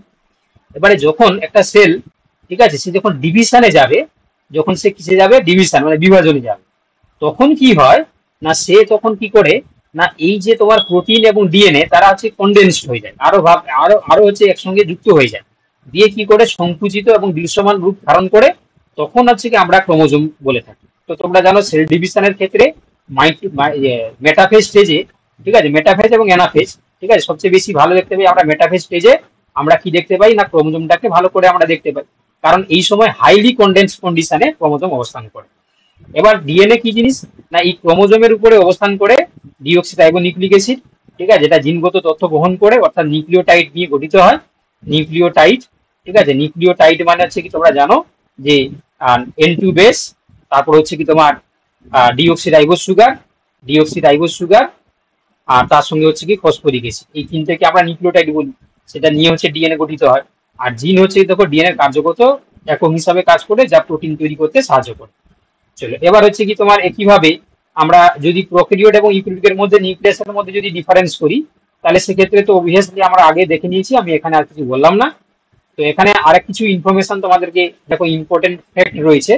যেমন দেখতে পাচ্ছ যে কিছু কোষে নিউক্লিয়াস অনুপস্থিত থাকে, তার মধ্যে তোমরা জানো যে মানুষের লোহিত রক্ত কণিকা, ঠিক আছে, এখানে আমি আরেকটা টার্ম যুক্ত করে দিচ্ছি, পরিণত লোহিত রক্ত কণিকা, কারণ অপরিণত অবস্থায় থাকে, ঠিক আছে। তাহলে যদি প্রশ্ন আসে যে কিছু কোষে নিউক্লিয়াস অনুপস্থিত, যেটা কিনা সেল থিওরির ব্যতিক্রমী ঘটনা, কারণ সেলের তোমরা সেল থিওরি পড়েছো স্লেডেন ওয়ানে, সেখানে কিন্তু প্রত্যেকটা সেলে একটা করে নিউক্লিয়াস থাকবে, এটা কিন্তু বলা হয়েছে।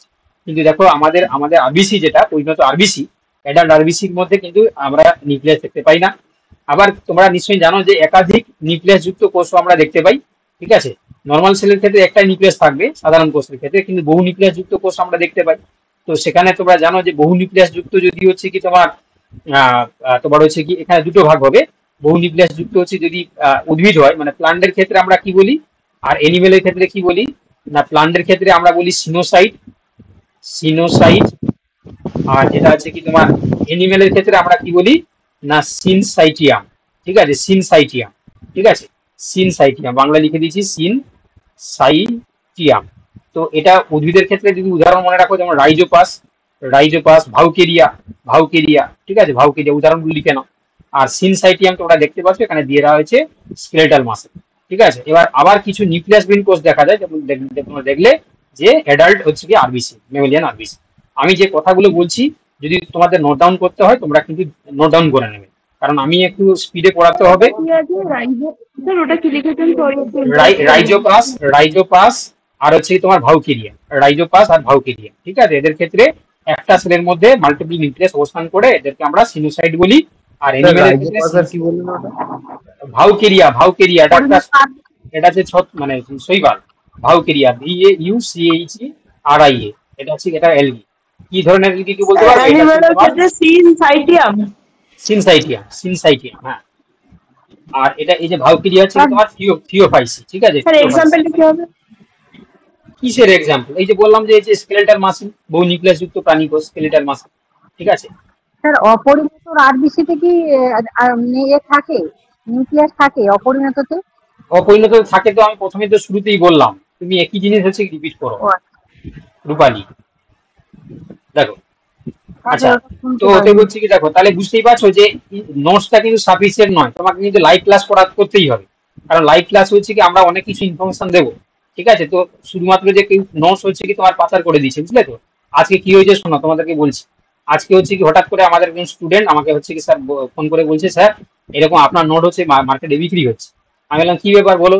সে আমাকে পাঠালো, ও দেখলাম কি দেখো কি বদমাস ছেলে, দেখো সে কি করেছে, আমার কাছ থেকে হচ্ছে কি তোমার নোটস নিয়ে সে হচ্ছে কি গ্রুপ খুলে সে বিক্রি করা শুরু করে দিয়েছে। ভাবো মানে কি ছেলে, ভাবো নিজে হচ্ছে কি চাকরি পায়নি, সে হচ্ছে কি আবার ব্যবসা শুরু করে দিয়েছে। কি বলছি বুঝতে পেরেছো? এটা কোনো মানে হয়? ঠিক আছে, তোমাদের উদ্দেশ্য বলছি এই ধরনের কেউ কোনোভাবে কিছু করবে না। কোনো বন্ধু বান্ধব যেই যাই হোক না কেন কাউকে দেবে না। যে যদি কেউ জয়েন করার থাকে তাহলে বলবে যে স্যারের সাথে যোগাযোগ করো, ঠিক আছে। আর যদি হচ্ছে কি দেখো তোমরা এরকম করো, কোনো না কোনো ভাবে আমার কাছে কিন্তু ইনফরমেশন চলে আসে। কারণ তোমরা জানো, তোমরা হয়তো নতুন জয়েন করেছো, কিন্তু আমি দীর্ঘদিন ধরেই এই প্রফেশনের সঙ্গে যুক্ত, দীর্ঘদিন ধরে পড়াচ্ছি, অতএব আমার অনেক স্টুডেন্ট রয়েছে, ঠিক আছে। তো সেক্ষেত্রে হচ্ছে কি কোনো না কোনো ভাবে আমার কাছে ইনফরমেশন চলে এলে, ঠিক আছে, আমি কিন্তু হচ্ছে কি তার বিরুদ্ধে কিন্তু মানে স্টেপ নেব, ঠিক আছে। যেমন আজকে তার বিরুদ্ধে আমি স্টেপ নিয়েছি, নামটা বলছি না, তুমি ভাবো তাহলে কি সাহস দেখো। তো ওতেই হচ্ছে কি, হ্যাঁ যেটা বলছিলাম তোমাদেরকে, যে শুধুমাত্র যে তোমরা নোটস পেয়ে গেলে তোমরা হচ্ছে কি যে ভাবলে যে আমি এটা পড়ে নিলেই হয়ে যাবে, তা না। আমরা যখন ক্লাস করবো সেখানে কিন্তু আনুষঙ্গিক অনেক কিছু থিওরি, অনেক কিছু কথাবার্তা আলোচনা করবো। সেই কথাবার্তাগুলো কিন্তু তোমাদের ক্লাসে জয়েন থেকেই শুনতে হবে। না হলে হচ্ছে কি শুধু রেকর্ডেড শুনে নিলাম বা হচ্ছে ক্লাস লাইভ ক্লাস জয়েন করলাম না, ওরকম হবে না, ঠিক আছে। তোমাদের হাতে মাত্র আর কদিন আছে, ধরে না হচ্ছে 80 days, ঠিক আছে, 80 দিন সময় আছে, ঠিক আছে। ঘুরিয়ে ফিরিয়ে সে 80 দিনই পড়ে থাকবে, তাই না? হয়তো আমি সব তোমার হচ্ছে 88 দিনের কি 88 দিনের ক্লাস নিতে পারবো, দেখা গেলো হয়তো আমার কোনো কারণে হচ্ছে কি অসুস্থ হয়ে পড়লাম, তখন হয়তো আমি ক্লাস নিতে পারলাম না। তো 80 দিন ধরে রাখলাম মেরে কেটে, তো সেই 80 দিনে আমাকে কিন্তু এতগুলো সিলেবাস শেষ করতে হবে। তো সেই জায়গায় হচ্ছে কি আমি মানে এইসব জিনিস মানে সামলাবো না, ওই ওই জিনিসগুলো দেখবো বলে দেখি।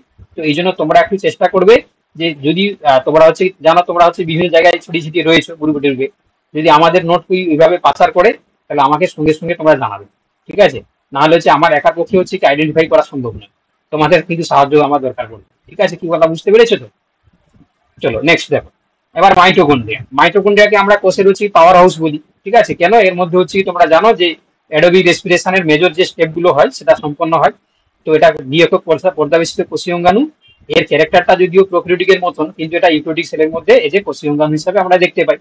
এই মাইটোকন্ড্রিয়ার প্রধানত 4টি অংশ নিয়ে গঠিত হয়, তাই না? কি কি থাকে না? এটা থাকবে আউটার মেমব্রেন, তারপরে থাকবে হচ্ছে কি তোমার ইনার মেমব্রেন, তারপরে হচ্ছে কি এই যে ইন্টার মেমব্রেন স্পেস থাকবে, এবং হচ্ছে ম্যাট্রিক্স থাকবে, ঠিক আছে। এই 4টি অংশ নিয়ে গঠিত হয়। এবার আউটার মেমব্রেনে যদি আমরা স্ট্রাকচার দেখি, এটা মসৃণ হয় এবং প্রোটিন তোমার হচ্ছে কি হতে পারে না, মুভ করতে পারে, এবং কিছু এনজাইম এবং প্রোটিন উপস্থিত থাকবে। ইনার মেমব্রেনটার ক্ষেত্রে তোমরা জানো ভিতরের দিকে মানে আঙুলের মতন প্রবর্ধক সৃষ্টি করে, যেটাকে আমরা ক্রিস্টি বলি। এতে এটিপি তৈরির জন্য প্রয়োজনীয় সমস্ত প্রকার প্রোটিন এবং এনজাইম থাকে, যেমন এটিপিএস। এটা হচ্ছে কি তোমার ভাইটাল একটা কাজ করে, তোমরা জানো। এটা হচ্ছে কি তোমার প্রোটন মোটিভ ফোর্স তৈরি করে, যার কারণে হচ্ছে কি এডিবির সঙ্গে পিআই যুক্ত হয়ে গিয়ে এখানে এটিপি তৈরি হয়, ঠিক আছে। তো সেক্ষেত্রে এই এটিপিএস কিন্তু গুরুত্বপূর্ণ ভূমিকা পালন করে। তোমরা ইলেকট্রন ট্রান্সপোর্ট সিস্টেমে ভালো করে এর সম্বন্ধে পড়বে। আচ্ছা, এবার হচ্ছে কি তোমার কি জিনিস? এটিপিএস হচ্ছে কি, হ্যাঁ কি বলছো?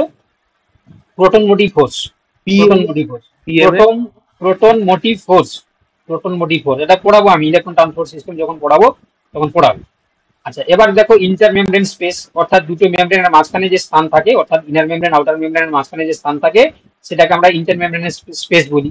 এবং এখানে অ্যারোবিক রেসপিরেশনের একটা প্রক্রিয়া সম্পন্ন হয়, তার নাম কি না পাইরুভিক অ্যাসিডের ডিকার্বক্সিলেশন। ডিকার্বক্সিলেশন ও পাইরুভিক অ্যাসিড, কি বললাম, D carboxylation of pyruvic acid, এটা কোথায় সম্পন্ন হয়, এই ইন্টার মেমব্রেন স্পেসে সম্পন্ন হয়।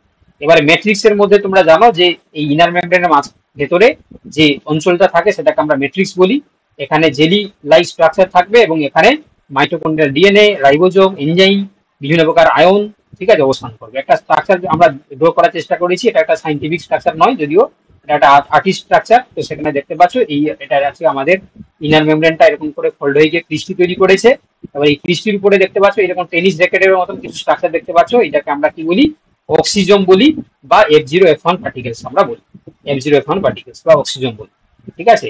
এবং এখানে তোমরা ভালো করেই লক্ষ্য করো যে একটি স্পেশাল ফিচার যদি আমরা দেখি তাহলে কি দেখতে পাবে, মাইটোকন্ড্রিয়ার ক্ষেত্রে এরা দ্বিস্তরযুক্ত হয়, আউটার মেমব্রেন ইনার মেমব্রেন থাকবে, মাইটোকন্ড্রিয়ার নিজস্ব ডিএনএ থাকে যেটাকে আমরা এমটি ডিএনএ বলি, ঠিক আছে। এই জন্য এরা নিজস্ব কাজ কিছুটা করে নিতে পারে, এই জন্য মাইটোকন্ড্রিয়াকে আমরা কি বলি, মানে কি বলি না semi autonomous organelle, autonomous organelle আমরা বলে থাকি, ঠিক আছে। আচ্ছা, তার পাশাপাশি দেখো এখানে বলছে যে না সংখ্যা, কোষ ভেদে বিভিন্ন শক্তি চাহিদা অনুযায়ী সংখ্যা বাড়ে, ঠিক আছে। আচ্ছা, তার পাশাপাশি দেখো ফাংশন অফ মাইটোকন্ড্রিয়া, হ্যাঁ মাইটোকন্ড্রিয়ার ফাংশন কেমন হয়, তো বলছে দেখো যে মাইটোকন্ড্রিয়ার ক্ষেত্রে আমরা কি দেখতে পাই না এখানে এটিপি উৎপাদন ঘটে, তাই না, অক্সিডেটিভ ফসফোরিলেশন ঘটে, ঠিক আছে। এই যে এডিপি থেকে হচ্ছে কি তোমার এটিপি তৈরি হয়, যেটা বলছিলাম তোমরা, যখন ইলেকট্রন ট্রান্সপোর্ট সিস্টেম হয় এই ইনার মেমব্রেনে, ঠিক আছে, এডিপি থেকে এটিপি তৈরি হয় যেটা আছে অক্সিডেটিভ ফসফোরিলেশনের মাধ্যমে। আর মেটাবলিক বিভিন্ন প্রকার এনজাইম থাকবে ক্রেব সাইকেলের জন্য, ফ্যাটি অ্যাসিড অক্সিডেশনের জন্য, ঠিক আছে, নিজস্ব প্রোটিন সংশ্লেষ তোমার হচ্ছে করতে পারে, আর কি করে না কোষের মৃত্যুর সংকেত প্রদান করে, ঠিক আছে। আচ্ছা, এবার হচ্ছে কোষে মাইটোকন্ড্রিয়ার সংখ্যা, এটাও তোমরা জানো, এটা তোমাদের যদিও এক্স্যাক্টলি মনে রাখতে হবে না কারণ এটা মনে রাখা সম্ভব নয়। লিভার কোষে প্রায় 1000 থেকে 2000টা মাইটোকন্ড্রিয়া থাকে, পেশি কোষে বেশি দরকার পড়ে, কারণ তোমরা জানো পেশির মধ্যে যেহেতু আমরা ফাংশন করি তো সেখানে হচ্ছে বেশি এনার্জির দরকার পড়ে, এটিপি তৈরি করতে হয়, যেন পেশি কোষে বেশি তোমার হচ্ছে মাইটোকন্ড্রিয়া থাকবে। আর আরবিসিতে হচ্ছে মাইটোকন্ড্রিয়া থাকে না, কেন থাকে না, কেন থাকে না আরবিসিতে? তার কারণ হচ্ছে কি তোমরা জানো আরবিসিতে নিউক্লিয়াসও থাকে না, তার কারণ হচ্ছে কি আরবিসির মধ্যে হ্যাঁ, তো আরবিসির মধ্যে না থাকার কারণ হচ্ছে কি যেহেতু আরবিসি শুধু সবার শোষণ হয়, সবার শোষণ হয়, সেই জন্য আরবিসি মাইটোকন্ড্রিয়া থাকে। দেখো তো আরবিসির মধ্যে যে কম্পোনেন্ট থাকে তার নাম হচ্ছে হিমোগ্লোবিন, হিমোগ্লোবিন। তো হিমোগ্লোবিন হচ্ছে কিন্তু আমাদের রেসপিরেটরি পিগমেন্ট, এর কাজ কি O2 CO2 ক্যারি করা।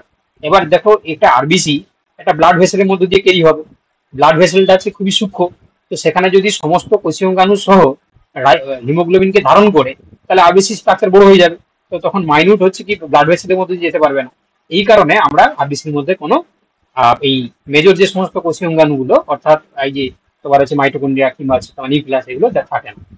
আচ্ছা, এবার মাইটোকন্ড্রিয়ার ডিএনএটা কিছু বৈশিষ্ট্য আমরা দেখতে পাই, এটা ডাবল স্ট্যান্ডার্ড হয়, রিং আকারে থাকে এবং বংশগতভাবে মাথার কাছ থেকে আসে, এটাকে আমরা কি বলি, এটাকে আমরা এই যে মাথার কাছে আসে এটাকে স্পেসিফিক্যালি বটানিক্যালি আমরা টার্ম ইউজ করি, যেটাকে আমরা কি বলি না তোমার হচ্ছে কি ম্যাটারনাল ডিএনএ, হ্যাঁ ম্যাটারনাল এফেক্ট দেখাবে, ম্যাটারনাল তোমার হচ্ছে কি ডিএনএ আমরা বলতে পারি। কারণ কেন, এটা মাথার কাছে থেকে আসে, মানে আমরা যত আমাদের মধ্যে যে মাইটোকন্ড্রিয়ার মধ্যে যে ডিএনএ গুলো আমরা পেয়েছি, ঠিক আছে, সেগুলো হচ্ছে আমাদের মায়ের কাছ থেকে আসে, বাবার কাছ থেকে আসে না, ঠিক আছে, এই জন্য আমরা ম্যাটারনাল ডিএনএ আমরা বলি। আর যেহেতু তোমরা দেখলে যে ডিএনএ নিজস্ব রয়েছে মানে সে বিভাজনে সক্ষম হয়।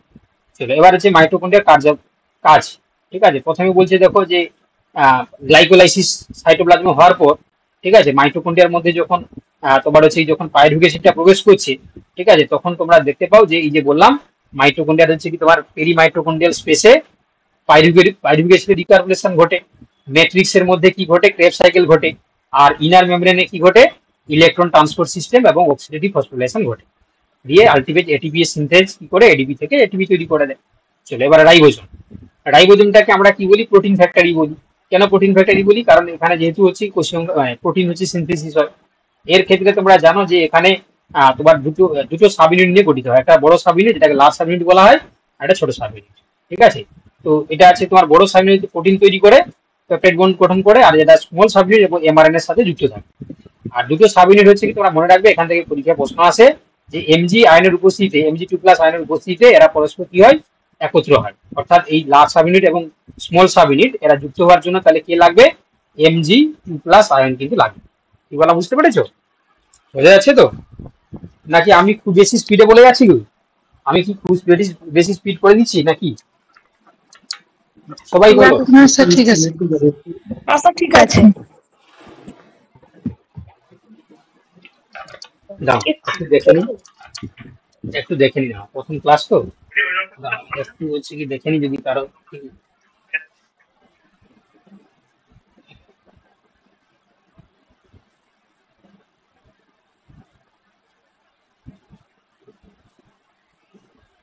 চলো, অনেকে ওয়েটিং এ ছিল, তাদেরকে আমি এড করে নিলাম আর কি। এখন আপাতত ক্লাস করছে 203 জন, তাই তো?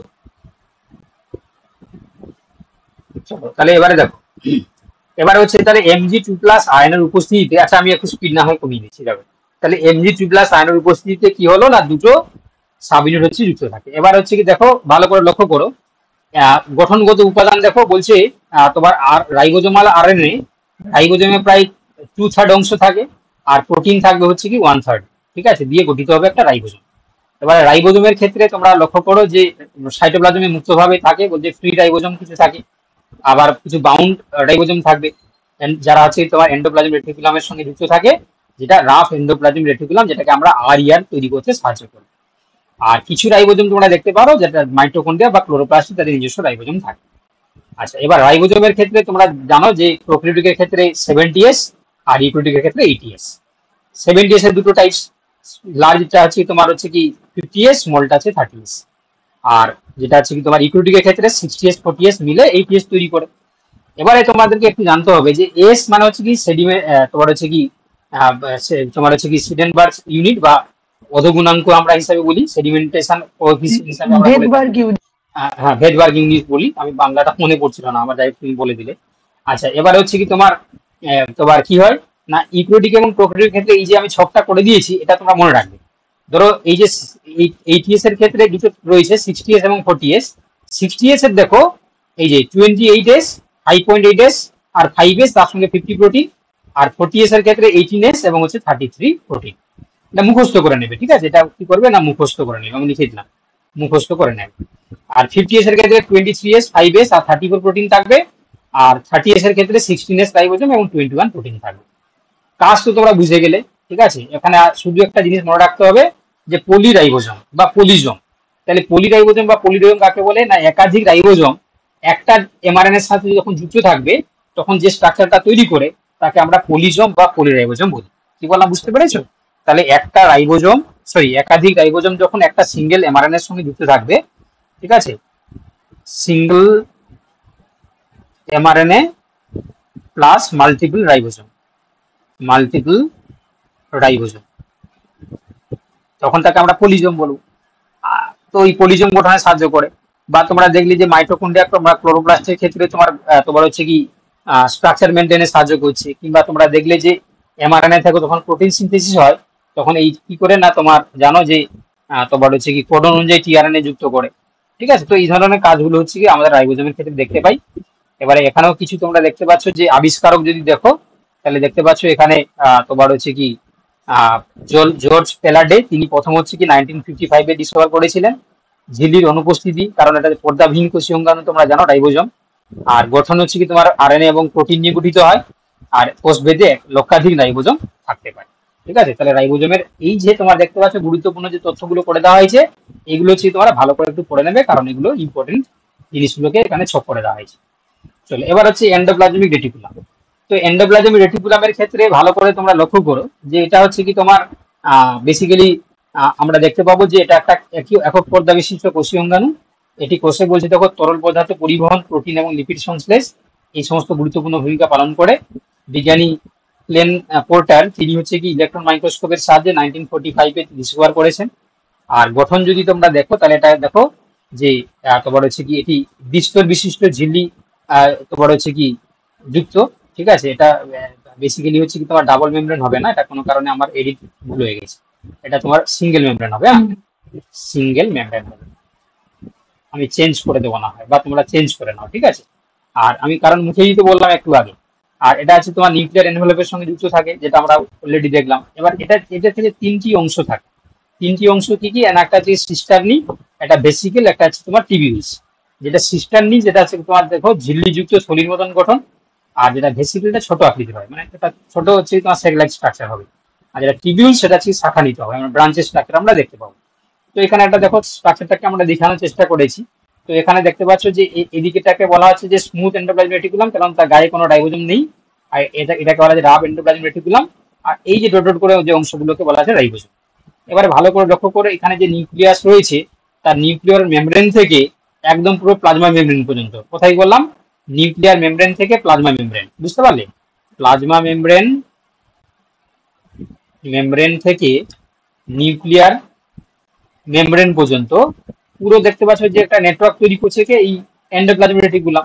ঠিক আছে, তো তার দেখতে পাচ্ছ তিনটে অংশ, একটা দেখতে পাচ্ছ যে ভেসিকেল, একটা সিস্টারনি, আর একটা আছে তোমার কি বললাম এই যে তোমার ভেসিকেল, সিস্টারনি এবং একটা টিবিউলস। এই তিনটে অংশ নিয়ে গঠিত হয়। এবার হচ্ছে তোমার এখানে প্রকারভেদ তোমরা জানো যে একটা রাফ এন্ডোপ্লাজমিক রেটিকুলাম, একটা স্মুথ এন্ডোপ্লাজমিক রেটিকুলাম।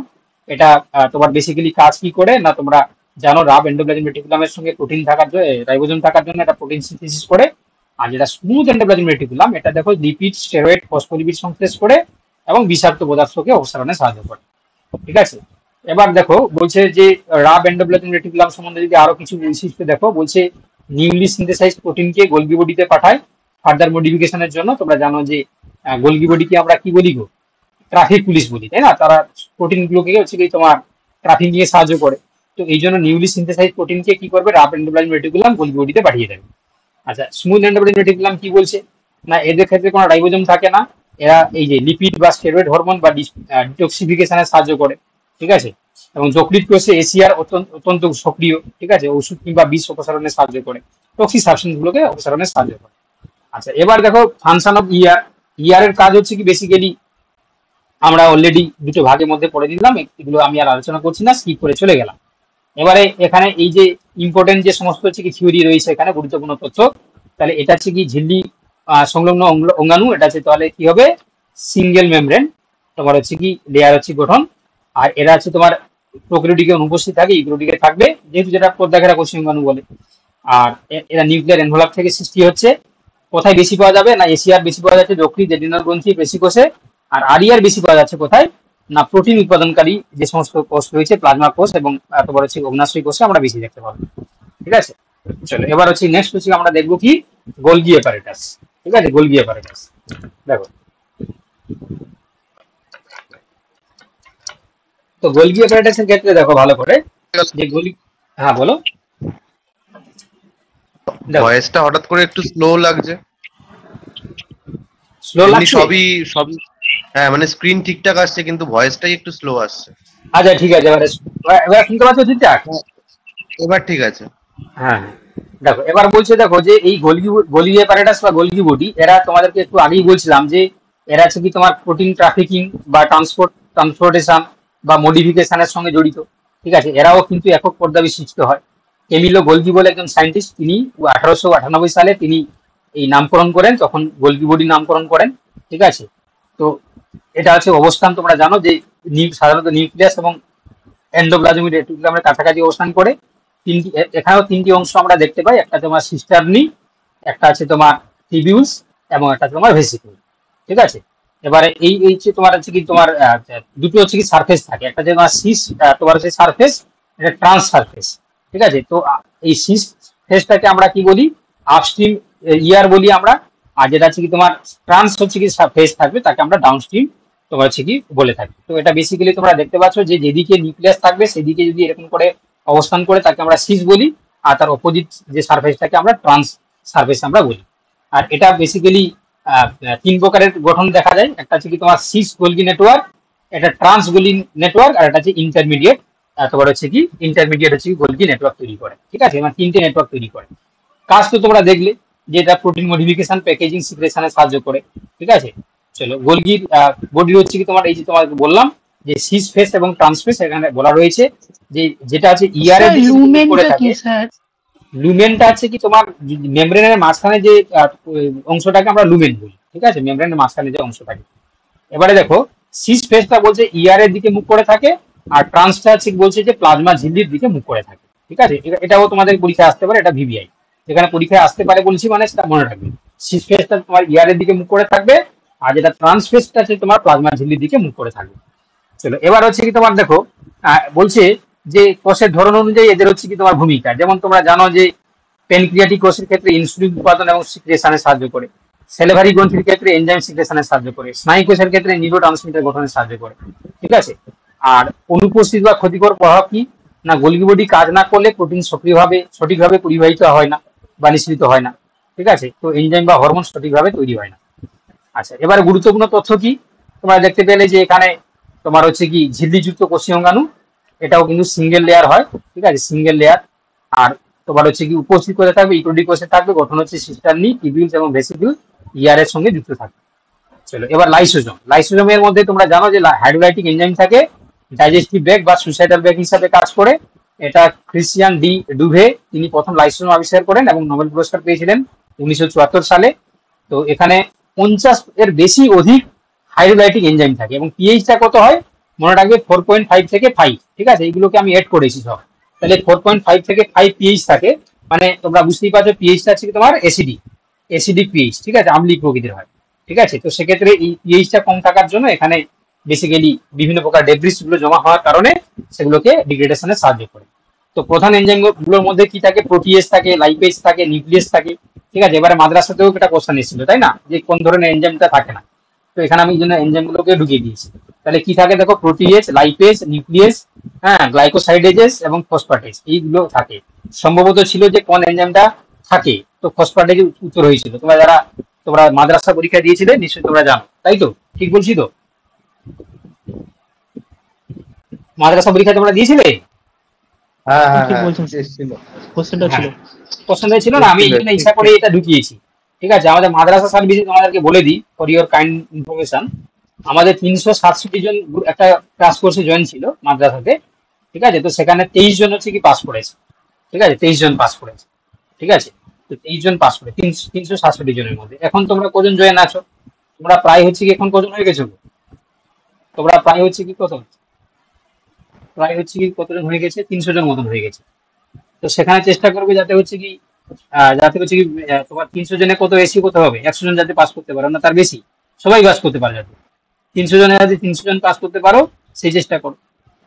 যেমন আমাদের কোর্স করে তোমরা যাতে 300 জনে 300 জন, তোমাদেরকে আমি মানে জাস্ট মানে মুখের কথা নয়, তোমাদেরকে আমি পুরো ডেভেলপ করে বলতে পারি। আমরা যে সমস্ত হচ্ছে মেটেরিয়াল এবং যে সমস্ত হচ্ছে কোশ্চেন পেপার তোমাদেরকে দেবো, তোমরা যদি হচ্ছে কি 100% এফোর্ট দিয়ে সেগুলোকে যদি তুমি করে নিতে পারো, তাহলে হচ্ছে কি তোমার কিন্তু সাকসেস পাওয়ার বা পাস করার সম্ভাবনা কিন্তু 100%। ঠিক আছে, আমি এটা কিন্তু তোমাদেরকে এমনি করে বলছি না, এটা কিন্তু আমি ডেভেলপ করে বলছি। ঠিক আছে, তোমরা 100% কোশ্চেন কিন্তু কমন পেয়ে যাবে যদি তোমরা প্রত্যেকটা ক্লাস মন দিয়ে তোমরা যদি করো। কারণ যদি নিজেটা যদি মন দিয়ে না করো, দেখ তোমাদের বলে দিচ্ছি, ক্লাস জয়েন করেছিল কজন? 225-30 জন হয়ে গেছিল, এখন কজন আছে? 195 জন। তাই তো, ক্লাস শেষ করবো যখন কজন হবে জানো? 50-60 জন হয়ে যাবে, দেখবে তুমি। কেন বলো দেখি? সারাদিন নেট খরচা করেছে, সব নেট শেষ। ঠিক আছে, ক্লাস দেখতে পাচ্ছে না, বুঝতে পারছে না, মানে তোমার লেট করে চলে যাচ্ছে। বুঝতে পেরেছো তো? তো ওটাই বলছি কি, ভালো করে শোনো। তোমরা হচ্ছে কি মানে যারা সিরিয়াস, যারা হচ্ছে ক্লাসগুলোকে মন দিয়ে শুনবে, যারা মন দিয়ে করবে, তারা তোমরা সাকসেস পাবে। ঠিক আছে, আমি তোমাদেরকে বলে দিলাম, বুটিক ওয়েব ছেলে মেয়ে যারা দেখবে রেগুলার বেসিসে ক্লাস করবে, তাদেরই মুখ ভালো করে দেখা যাবে, তাদের নাম কিন্তু এখানে লিস্টে দেখা যাবে। ঠিক আছে, তো ওতেই বলছি কি, যদি তুমি সাকসেস পাও মানে পেতে চাও, তাহলে এই ক্লাসগুলোকে মন দিয়ে করতে হবে এবং তোমাদের মেটেরিয়ালস গুলোকে ভালো করে পড়তে হবে। কি বললাম, বুঝতে পেরেছো তো? না বুঝতে পারো না? বুঝতে পেরেছো তো? আমি আমার দিক থেকে, আমি বারবার বলছি, আমার দিক থেকে মানে যাবতীয় সমস্ত জিনিস হচ্ছে কি তোমাদের জন্য কিন্তু আমি করার চেষ্টা করছি। তোমাদের যেটা উচিত তোমার নিজের জন্য করা। ঠিক আছে, সেটা কি করতে হবে না, রুটিন মেনে পড়াশোনা করতে হবে। কি বলা, বুঝতে পেরেছো? বোঝা যাচ্ছে তো? শোনা যাচ্ছে তো? হ্যাঁ স্যার। শোনা যাচ্ছে? ওকে ওকে ওকে, তাহলে হচ্ছে কি তোমরা প্রতিজ্ঞা করো যে আজকে থেকে যে ক্লাস শুরু হলো তোমরা রেগুলার বেসিসে ক্লাস জয়েন করবে এবং তার পাশাপাশি তোমরা হচ্ছে কি প্রত্যেকটা ক্লাস মন দিয়ে হচ্ছে পড়াশোনা করবে, মন দিয়ে পড়াশোনা করবে। প্রতিজ্ঞা করো তোমরা সবাই। ঠিক আছে, তবে গিয়ে দেখবে এখান থেকে ম্যাক্সিমাম জন, যখন আমরা আবার ইন্টারভিউর জন্য বলছি স্যার, হ্যাঁ, বলো। ইংলিশ ভার্সন পাওয়া যাবে না? না, ইংলিশ ভার্সনের তো নয়। তোমাকে বলে কি জয়েন করিয়েছিলাম যে ইংলিশ ভার্সন? আমি যা কথা বলি সেই কথা রাখি। আমি বলিনি যে তোমাকে যে ইংলিশ ভার্সন। আমি বলেছিলাম যে টার্মগুলো হচ্ছে কি ইংলিশে থাকবে। দেখো টার্মগুলো ইংলিশে পাচ্ছ। আমি যেটা বলেছি বাবা সেটাই, ঠিক আছে? একটা কথা কিন্তু এপাশ সেপাশ হবে না। আমি যেটা বলেছি সেটাই থাকবে, ঠিক আছে? যা যা বলেছি তাই থাকবে, তার তার বাইরে কিন্তু আমি যাব না, ঠিক আছে? তো ইংলিশ হচ্ছে কি আমি রাখিনি, কারণ দুটো ভাষণ করতে গেলে আমি সত্যি কথা বলতে কি তোমাদের মানে কন্ট্রোল করতে পারবো না। আর আমার হচ্ছে কি, হ্যাঁ স্যার বলছিলাম যে এই চ্যাপ্টারটার টপিক গুলোর মধ্যে কিসের টপিকটা বাদ রেখেছেন, ওটা কি জুলজির সাথে করাবেন বলে? একদম একদম একদম ঠিকই ধরেছো। তুমি সিলেবাসটা মনে হয় ভালো করে দেখেছো, যার কারণে তুমি বুঝতে পেরেছো। তোমাদেরকে বলে দিচ্ছি, আমি তোমাদেরকে 100% সিলেবাস কভার আপ করবো, বোথ 11-12, মানে বোথ 9-10 and 11-12। ওকে, তোমরা লিখে রাখো যে স্যার বলেছেন যে দুটো হচ্ছে কি সিলেবাস কমপ্লিট করানো হবে, ঠিক আছে? থিওরি এবং তোমার হচ্ছে কি নোটস, দুদিক থেকে আমি কিন্তু কভার করাবো, ঠিক আছে? এটা মিলিয়ে নিও তোমরা, যারা রেগুলার বেসিসে ক্লাস করবে তোমরা মিলিয়ে নিও যে হ্যাঁ তোমার হচ্ছে ইয়ে করা হবে, ঠিক আছে? চলো দেখো নেক্সট। এবার দেখো ভালো করে দেখো, এবার বলছে তাহলে রাইবোজোমের ক্ষেত্রে অনেকগুলো টাইপস রয়েছে। দেখো, primary ribosome, secondary ribosome, residual body এবং অটোফেজিক লাইসোজোম। মানে আমি রাইবোজোম বলে ফেলছি, সরি, মানে জাস্ট তাড়াহুড়াতে বলতে গিয়ে। তাহলে লাইসোজোমকে হচ্ছে কি আমরা 4টি ভাগে ভাগ করছি। এটা primary lysosome, secondary lysosome, residual body এবং অটোফেজিক লাইসোজোম। তো প্রাইমারি মানে হচ্ছে সদ্য নির্মিত, যেটা জাস্ট সদ্য তৈরি হয়েছে আর কি, ঠিক আছে? আচ্ছা, এবার যদি সেকেন্ডারি হচ্ছে কি, যেটা হচ্ছে বলছে যে প্রাইমারি প্লাস ফেগোজোম যখন একত্রিত হয়ে যাবে তাহলে তখন হয়ে যাবে কি সেকেন্ডারি লাইসোজোম। আর রেসিডুয়াল বডি হচ্ছে দেখো বলছে লাইসোজোমের তোমার হজমের পর, ডাইজেশনের পর অবশিষ্ট অপচয় যেটা থাকবে, যা কোষ থেকে বহিষ্কৃত হয়ে যায়, যেটা রেসিডুয়াল বডি। আর অটোফেজিক লাইসোজোম কাকে বলছে না, কোষের নিজস্ব অঙ্গাণুকে যখন ভেঙে ফেলতে পারে তখন সেটা অটোফেজিক লাইসোজোম হিসাবে পরিগণিত হবে, ঠিক আছে? এবারে হচ্ছে ফাংশন তো তোমরা বুঝতে পারলে, আমি এখানে জাস্ট হচ্ছে কি স্কিপ করছি। সুইসাইডাল ব্রেক কেন বলা হয় তোমরা জানো, যে এর মধ্যে কিছু যেহেতু পিএইচটা অনেক কম থাকে, তো অনেক সময় কি হয়, অনেক সময় নিজস্ব তোমার হচ্ছে কি কোষকে সে কি করতে ধ্বংস করে ফেলে বলে এটাকে আমরা অটোলাইসিস বলি, এটাকে আমরা সুইসাইডাল ব্রেক হিসাবে বলি। আচ্ছা, এবারে দেখো লাইসোজোম সংক্রান্ত কিছু ডিজিজ থাকে, যেমন হচ্ছে টাউসেক্স ডিজিজ, অর্থাৎ তোমার হচ্ছে সেমিনিডেজ এ বলে একটা উৎসেচক যদি হচ্ছে কি তোমার অভাব ঘটে, তাহলে স্নায়ু কোষে চর্বি জমা হয়ে যায়, তখন যে ডিজিজটা হয় তাকে বলা যায় না টেসেক্স ডিজিজ বলা হয়। আর পোম ডিজিজ হচ্ছে কি একটা ডিজিজ হয়, এটা গ্লাইকোজেন ভাঙার এনজাইম যদি ঘাটতি ঘটে যায় তাহলে লাইসোজোমের কারণে পোম ডিজিজটা ঘটে। আর কোথায় বেশি থাকে, ডাব্লিউবিসিতে বেশি থাকবে, এবং ম্যাক্রোফাজ নিউট্রোফিলে হচ্ছে কি বেশি হজম শক্তি সম্পন্ন কোষে থাকবে। চলো এবার প্লাস্টিক ক্ষেত্রে তোমরা সবাই জানো যে এটা শুধুমাত্র উদ্ভিদ কোষে থাকবে, এবং এটা বেসিক্যালি কি করে না তোমরা জানো যে তোমার এরা হচ্ছে কি অর্ধ শাসিত, স্বয়ংশাসিত বা হচ্ছে সেমি অটোনোমাস অর্গানেল। এদের নিজস্ব ডিএনএ আরএনএ রাইবোজোম থাকে। এবং এই যে সিম্পার হচ্ছে কি প্রথম 1883 খ্রিস্টাব্দে প্রথম প্লাস্টিক আবিষ্কার করেন। বেসিক্যালি আমরা 3টি ভাগে ভাগ করি, ক্রোমোপ্লাস্ট যেটা হচ্ছে সবুজ, ঠিক আছে, ক্লোরোপ্লাস্ট সবুজ, ক্রোমোপ্লাস্ট হচ্ছে রঙিন হয়, এবং লিউকোপ্লাস্ট হচ্ছে বর্ণহীন হয়। তোমরা বুঝতেই পারছো যে এরা কোথায় কোথায় কাজ করে নিশ্চয়ই জানো। তো এখানে আমি এটা তোমাদেরকে জিস্ট করে দিয়েছি যাতে তোমরা আজকে মুখস্থ করতে পারো, ঠিক আছে? এখান থেকে কোশ্চেন আসার সম্ভাবনা বেশি, ঠিক আছে? কোশ্চেন আসার সম্ভাবনা কিন্তু বেশি ভিভিআই, ঠিক আছে? তো এখানে দেখো ভাগগুলো কি কি, তোমার ইটিওপ্লাস্ট, ঠিক আছে, ক্রোমোপ্লাস্ট, ক্লোরোপ্লাস্ট, লিউকোপ্লাস্ট, এমাইলোপ্লাস্ট, এলাইওপ্লাস্ট, প্রোটিওপ্লাস্ট, ঠিক আছে, প্লাস্টের টাইপস।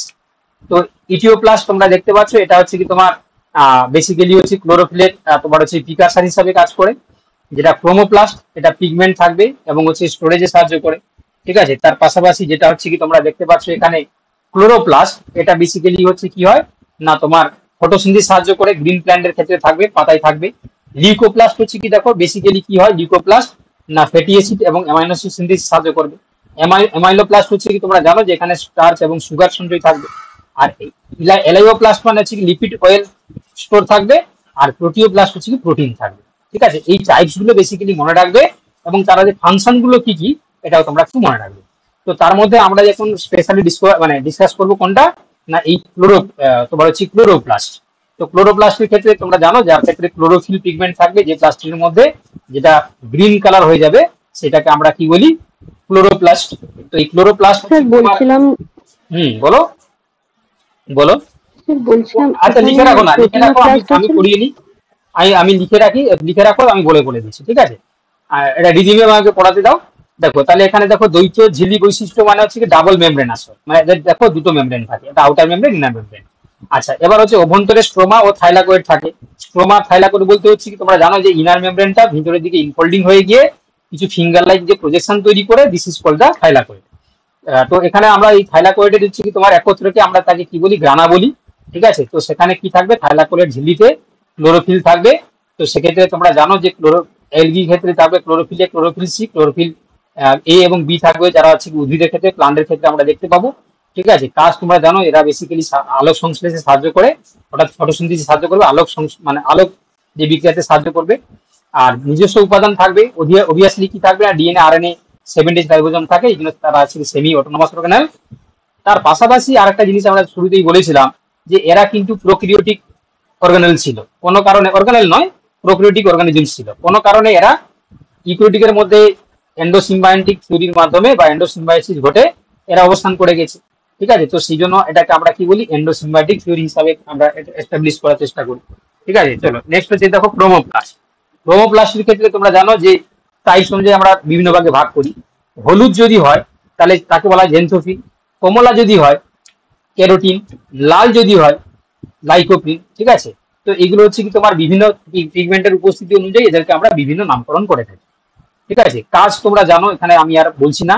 লিউকোপ্লাস্ট এগুলোকে আমরা বলছি না, যেটা তুমি বলছিলে দেখো এখানে চলে এসে দেখো লিউকোপ্লাস্টের ক্ষেত্রে এখানে যেহেতু বর্ণহীন হয় সেটা দেখো 3টে ভাগে ভাগ, এটাই তুমি বলছিলে তো। দেখো অ্যামাইলোপ্লাস্ট হচ্ছে কি সেসার, আর এলাইওপ্লাস্ট হচ্ছে যেটা হচ্ছে তোমার চর্বি বা তেল, আর এলিডোপ্লাস্ট হচ্ছে কি তোমার প্রোটিন। এটাই তুমি বলছিলে তো, কে বলছিলে গো, কি নাম তোমার? তুমি এটাই তো বলছিলে, তাই তো? যা কই গেলে তুমি? স্যার আমি হ্যাঁ তুমি বলছিলে না, এটাই কথা তো বলছিলে তুমি, যে প্রোটিওপ্লাস্ট কথা বলছিলে। দেখো এবার বলছে, দেখো এবার হচ্ছে কি তোমার এখানে তোমার হচ্ছে কি পরের যে অংশটা আমরা চলে যাবো সেটা হচ্ছে কি তোমার ভেকুয়াল। তো ভেকুয়াল তোমরা জানো যে কোষের মধ্যে তোমার ভেকুয়াল থাকবে, বিশেষ করে যারা প্রাণী উদ্ভিদ কোষ, ভেকুয়ালটা অনেক বড় থাকে এবং অ্যাবান্ডেন্ট কন্ডিশনে থাকে। আর অ্যানিমাল সেলে হচ্ছে খুবই ক্ষুদ্র থাকে বা না থাকলেও চলে বলে। তো এর ক্ষেত্রে তোমরা জানো পরীক্ষায় প্রশ্ন এসেছিল মাদ্রাসার ক্ষেত্রে টোনোপ্লাস্ট, ঠিক আছে? তোমরা জানো যে ভেকুয়ালকে আবৃত করে যে মেমব্রেনটা থাকে সেটাকে আমরা টোনোপ্লাস্ট বলি, এবং তার মাঝখানে থাকে কি, তার মধ্যে থাকবে কি সেল শেপ থাকবে, ঠিক আছে?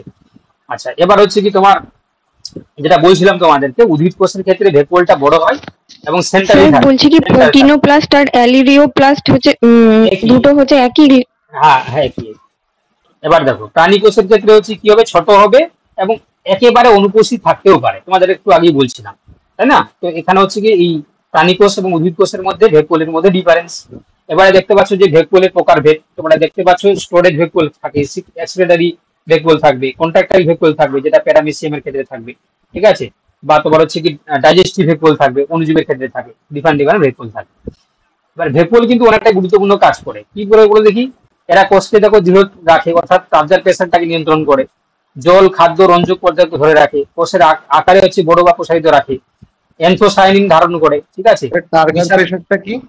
টার্গার প্রেসারটা হচ্ছে কি আমরা যখন হচ্ছে ফিজিওলজি পড়বো সেখানে আরো ভালো করে পড়বো, শুধু এইটুকু মনে রাখো, যখন হচ্ছে কি মানে তোমার হচ্ছে কি একটা সেলের মধ্যে, ঠিক আছে, যদি বাইরের যে এনভায়রনমেন্ট তার সাপেক্ষে সেলের যে কনসেন্ট্রেশনটাকে তো মেনটেন করে রাখতে হয়। তো সেই জন্য হচ্ছে কি ধরো বাইরের কনসেন্ট্রেশন যদি বেড়ে যায় বা কমে যায়, তো তখন কি হয়, সেল কি করে না ওই সেল ওয়ালের ভেকুয়ালের মধ্যে বিভিন্ন প্রকার কঠিন পদার্থগুলোকে জমা করে তার কনসেন্ট্রেশনকে বাড়িয়ে নেয়, দিয়ে বাইরের এনভায়রনমেন্টের সাপেক্ষে নিজের তোমার হচ্ছে প্রেসারটাকে সেম রাখে। এটা এই জন্য হচ্ছে সেটা টার্গেট প্রেসারটাকে মেনটেন করে।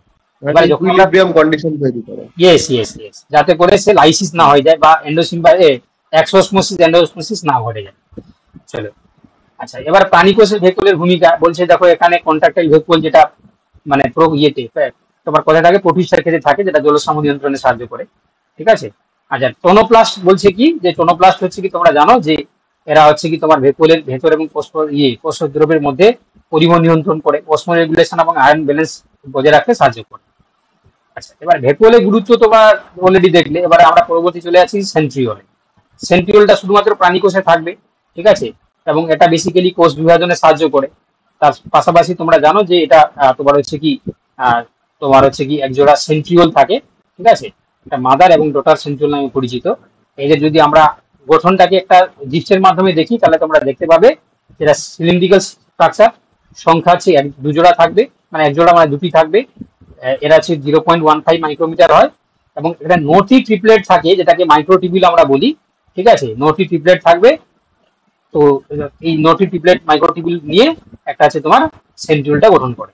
ঠিক আছে, এবং এই যে 9:3 মানে হচ্ছে টোটাল হচ্ছে কি তোমার 9 মানে 3টি হচ্ছে কি তোমার মাইক্রোটিবিউলে মানে ট্রিপলেটে থাকবে। ট্রিপলেটে থাকার জন্য প্রত্যেকটা গঠন হচ্ছে তোমার যদি নোটি করে থাকে, তাহলে 9:3 মানে 27টি মাইক্রোটিবিউল নিয়ে গঠিত হবে। ঠিক আছে, এটা একটু মনে রাখবে তোমরা। আর এক্ষেত্রে দেখো গঠন কৌশল বলছে, দেখো এটা একজোড়া সেন্ট্রিওল মিলিয়ে সেন্ট্রোজোম গঠন করে, এবং সেন্ট্রোজোম কোষ বিভাজনের সময় স্পিন্ডল অ্যাপারেটাস গঠন করে, যেটা কি করে না ক্রোমোজোমকে সেপারেট হতে সাহায্য করে। আর বেসাল বডি নামে পরিচিত, যেটা সিলিয়া ফ্ল্যাজেলা গঠনে সাহায্য করে। চলো নেক্সট। আচ্ছা, শুধুমাত্র প্রাণী কোষ এটা থাকে কেন না, বলছে দেখো উদ্ভিদ কোষের সেন্ট্রিওল অনুপস্থিত, আর যেসব কোষেও স্পিন্ডল ফাইবার তৈরি করতে হয় সেখানে মাইক্রোটিবিউল কাজ করে উদ্ভিদ কোষের ক্ষেত্রে, তাই না? মাইক্রোটিবিউল টিবিউল থাকবে কোথায়? উদ্ভিদ কোষে। আর প্রাণী কোষে থাকবে সেন্ট্রিওল। ঠিক আছে, চলো নেক্সট। এবার হচ্ছে কি আমরা চলে আসবো কি যে ক্রোমোজোমের পরিচিতি, ক্রোমোজোমের গঠনে। ঠিক আছে, তো ক্রোমোজোমের তোমরা হচ্ছে কি জানো, আল্ট্রাস্ট্রাকচার যদি আমরা দেখি তাহলে সেক্ষেত্রে আছে কি আমরা জানি যে একটা ক্রোমোজোম হচ্ছে কি, তাহলে তোমরা দেখলে যে নিউক্লিক অ্যাসিড এবং প্রোটিনের সহযোগে গঠিত হয়। এবারে তার যে হচ্ছে কি তোমার মানে যে গঠনগত যে একক, সেটাকে আমরা কি বলি? নিউক্লিওজোম বলি। ঠিক আছে, তো নিউক্লিওজোমের গঠনে তোমরা দেখতে পাও যে হিস্টোন অক্টামার, সেটা তোমার H2, H2B, H3, H4 এই 4 ধরনের হিস্টোন প্রোটিন নিয়ে গঠিত হয়, এবং তাকে হচ্ছে ঘিরে তোমার হচ্ছে কি থাকবে না, তোমার হচ্ছে কি তোমার ডিএনএ থাকবে। এই ডিএনএ কে এই হিস্টোন অক্টামারের সঙ্গে H1 হিস্টোন প্রোটিন কি করে যুক্ত রাখতে সাহায্য করবে। ঠিক আছে, এটা মনে রাখবে তোমরা। তো স্ট্রাকচারটা কি হয় দেখো, এই যে হিস্টোন অক্টামার তৈরি করার জন্য প্রথমে কি হয় না, 8টি হচ্ছে কি তোমার মানে H2A, H2B ডাইমার তৈরি করে, আবার H2A, H2B ডাইমার তৈরি করে, এটা যখন যুক্ত হয়ে গেলে টেট্রামার। আবার H3H4 ডাইমার তৈরি করছে, H3H4 আবার ডাইমার তৈরি করছে, এরা যুক্ত হয়ে গেলে টেট্রামার। যে টেট্রামার তৈরি করবে কি অক্টামার।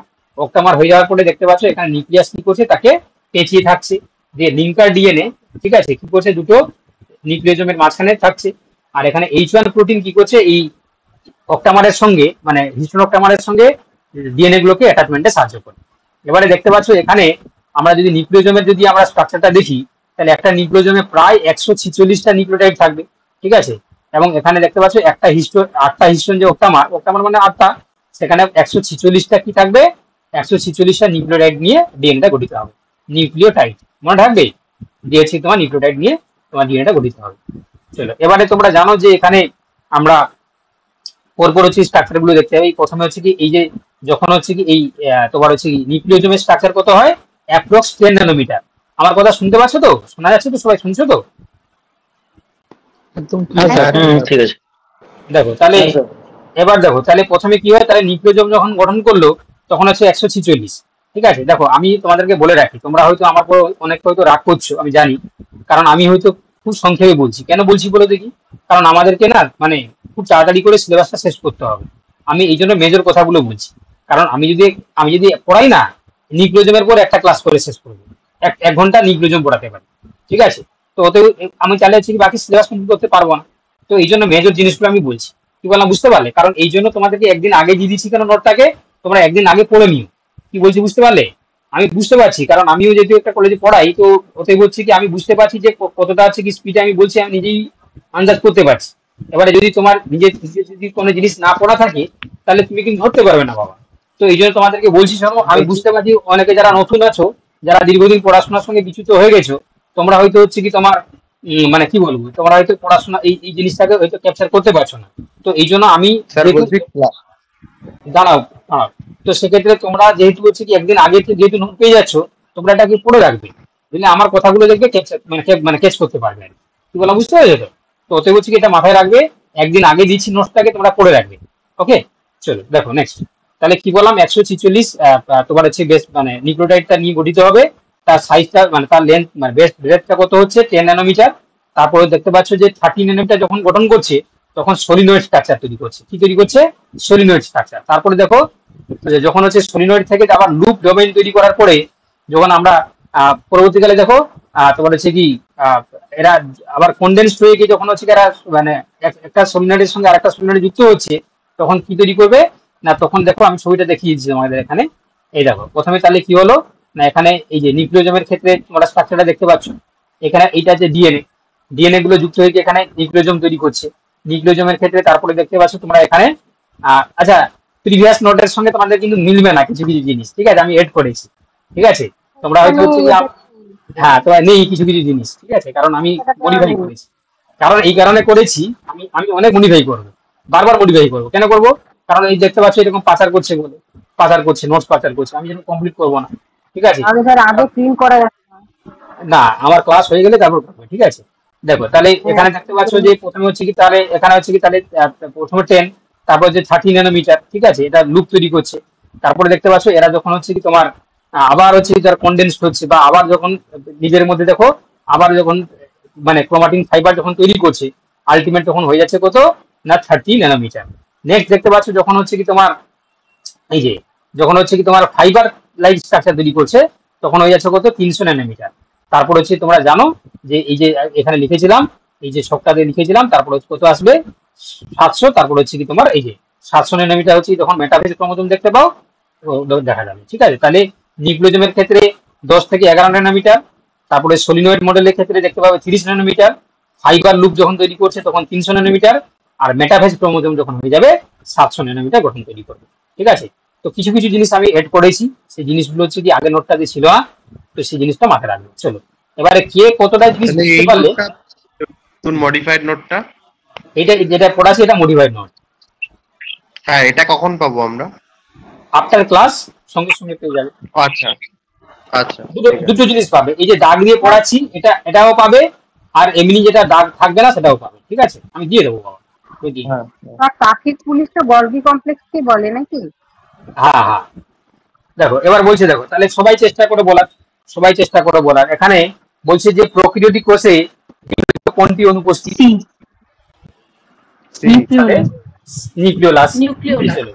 চলো বলছে প্রোক্যারিওটিক কোষে জিনগত বস্তু কোথায় অবস্থান করে? নিউক্লিয়েড, বি হবে নিউক্লিয়েড অবস্থান করে। চলো এবার বলছে আর্কিব্যাকটেরিয়ার কোষপ্রাচীর তৈরি হয় কি দিয়ে?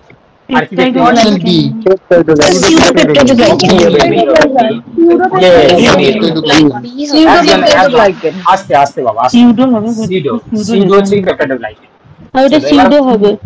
সিউডো হবে। এবার বলছে দেখো ইউক্যারিওটিকের কোষে নিউক্লিয়াস এনভেলপ থাকে কি হিসাবে? একক স্তরে, হ্যাঁ এবার বলছে দেখো নিচের কোনটি ইউক্যারিওটিক কোষের একক? বলার পরে মিট করে দাও, হ্যাঁ, নাহলে সমস্যা আছে বাবা। কতজন ক্লাস করছে বলে দেখি, সবার সমস্যা হবে, ঠিক আছে, মিট করে দাও। এটা তো সমস্যা, কথা শুনে না এরা, কথা না শুনে সমস্যা হয়। স্যার উত্তরগুলো যদি এইভাবে সবাই বলে মানে খুব কেওয়াস হয়ে যাচ্ছে, মানে অ্যাকচুয়ালি আপনি বলুন বা কাউকে একটা মানে এইভাবে সবাই মিলে বললে কিছু শোনা যাচ্ছে না। ঠিক আছে দেখো ওটা কিছু করার নাই, এটা একটু হচ্ছে কি উত্তর করার সময় একটু হবে কেউ, ঠিক আছে। এবার বলছি দেখো মানে বারবার বলবে না, একবারই বলবে, ঠিক আছে, যে উত্তর বলে দিয়ে চুপ হয়ে যাবে, বারবার বললে সমস্যা আছে। এবার বলছে নিচের কোনটি ইউক্যারিওটিক কোষের একক অঙ্গাণু? ঠিক আছে, এখানে নিউক্লিয়েড বলছে, গোলগি বডি, তাহলে এখানে গোলগি বডি চলে আসবে, ঠিক আছে। নেক্সট বলছে দেখো যে এখানে বলছে প্রোক্যারিওটিক কোষে যে অঙ্গাণুটি পাওয়া যায় না সেটা কি হবে? প্রোক্যারিওটিকে পাওয়া যাবে না, মাইটোকন্ড্রিয়া। আচ্ছা কোন কোষীয় অঙ্গাণুটি কোষের পাওয়ার হাউস বলা হয়? এটা হচ্ছে মাইটোকন্ড্রিয়া। আচ্ছা কোষ ঝিল্লি মূলত গঠিত হয় কি নিয়ে? প্রোটিন ও ফসফোলিপিড। আচ্ছা সেল মেমব্রেন বৈশিষ্ট্য কি? না সেমি পারমেবল। আচ্ছা কোষে প্রোটিন সংশ্লেষ কোথায় ঘটে? কোষে প্রোটিন সংশ্লেষ আচ্ছা মাইটোকন্ড্রিয়ার অভ্যন্তরীণ ভাঁজকে আমরা কি বলি? ক্রিস্টি বলি আমরা। আচ্ছা প্লাস্টিডের রং অনুযায়ী নিচের শ্রেণীবিভাগের কোনটি আজকে কোশ্চেনটা একটু সোজা আছে, আজকে কোশ্চেনগুলো সোজা রাখা হয়েছে। আচ্ছা গোলগি বডির প্রধান কাজ কি হবে?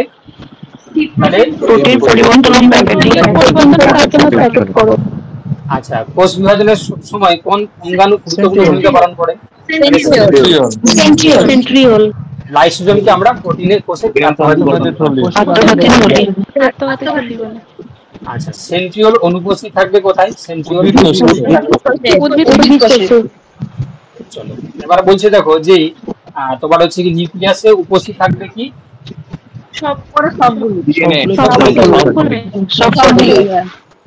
আচ্ছা, ক্রোমাটিন রূপান্তরিত হয় কিসে? ক্রোমাটিন রূপান্তরিত হয় ক্রোমোজোমে। আচ্ছা, একটি ক্রোমোজোমের কেন্দ্রীয় অংশকে কি বলা হয়? সেন্ট্রোমিয়ার। কেন্দ্র মানে সেন্ট্রোমিয়ার হবে, ঠিক আছে। আর যদি প্রান্তীয় অংশ বলতে তাহলে কি হতো? টেলোমিয়ার হতো। আচ্ছা, ক্রোমোজোমে জিনের মানে যে পজিশনটাকে আমরা কি বলি? লোকাই বলি। লোকাস। আচ্ছা, প্রোটিন হিস্টোন প্রোটিনের সাথে ডিএনএ গঠিত হয় নিউক্লিওজোম।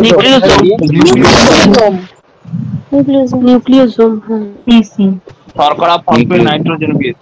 নিউক্লিওজোম, ঠিক আছে, নিউক্লিওজোম। অপশন এ আর নিউক্লিওটাইড হচ্ছে কি তোমার কি হবে? শর্করা। কি হবে? অপশন এ এই আস্তে আস্তে আমি বলবো, এই তোমরা কেউ আর বলবে না, কারণ আমি জানি হচ্ছে কি কালকে কমপ্লেন করবে অনেক। তোমরা কিছু বলো না, ঠিক আছে, আমি বলে দিচ্ছি, আমি আলোচনা করে দিচ্ছি, ঠিক আছে। কোন কোষীয় অঙ্গাণু কেউ বলবে না, কারণ হচ্ছে কি সবাই ডিস্টার্ব হচ্ছে বাবা। কোন কোষীয় অঙ্গাণু নিজস্ব ডিএনএ এবং রাইবোজোম গ্রহণ করে? তাহলে বুঝতে পারছো এখানে ক্লোরোপ্লাস্ট হবে। আচ্ছা, এবার বলছে ইউক্যারিওটিক কোষে প্রোটিন সংশ্লেষ সম্পন্ন করে। ইউক্যারিওটিক কোষে যেহেতু ইউক্যারিওটিক বলেছে, তাহলে এখানে কি হবে? তাহলে এইটিএস রাইবোজোম, কারণ বাকিগুলো সব প্রোক্যারিওটিকের ক্ষেত্রে আছে। চলো এবার বলছে প্রোক্যারিওটিক কোষের রাইবোজোম হচ্ছে কি তোমরা জানো 70 টাইপসের হয়। আচ্ছা, নিউক্লিয়াসের হচ্ছে কি তোমার নিউক্লিয়ার কোরের কাজ কি? প্রোটিন সংশ্লেষ, নিউক্লিয়ার সংরক্ষণ, নাকি বলছে ম্যাটেরিয়াল পরিবহন, ডিএনএ সংশ্লেষ? উত্তর হয়ে যাবে কি ম্যাটেরিয়াল পরিবহন। আচ্ছা, এবার বলছে ক্রোমোজোমের কোন বেস জোড়া থাকে না? তাহলে ক্রোমোজোমে কোন বেস জোড়া থাকবে না? এর সঙ্গে টি ঠিক আছে, জির সঙ্গে সি ঠিক আছে, তো ক্রোমোজোমে কোন বেস জোড় থাকে না? এজি হবে,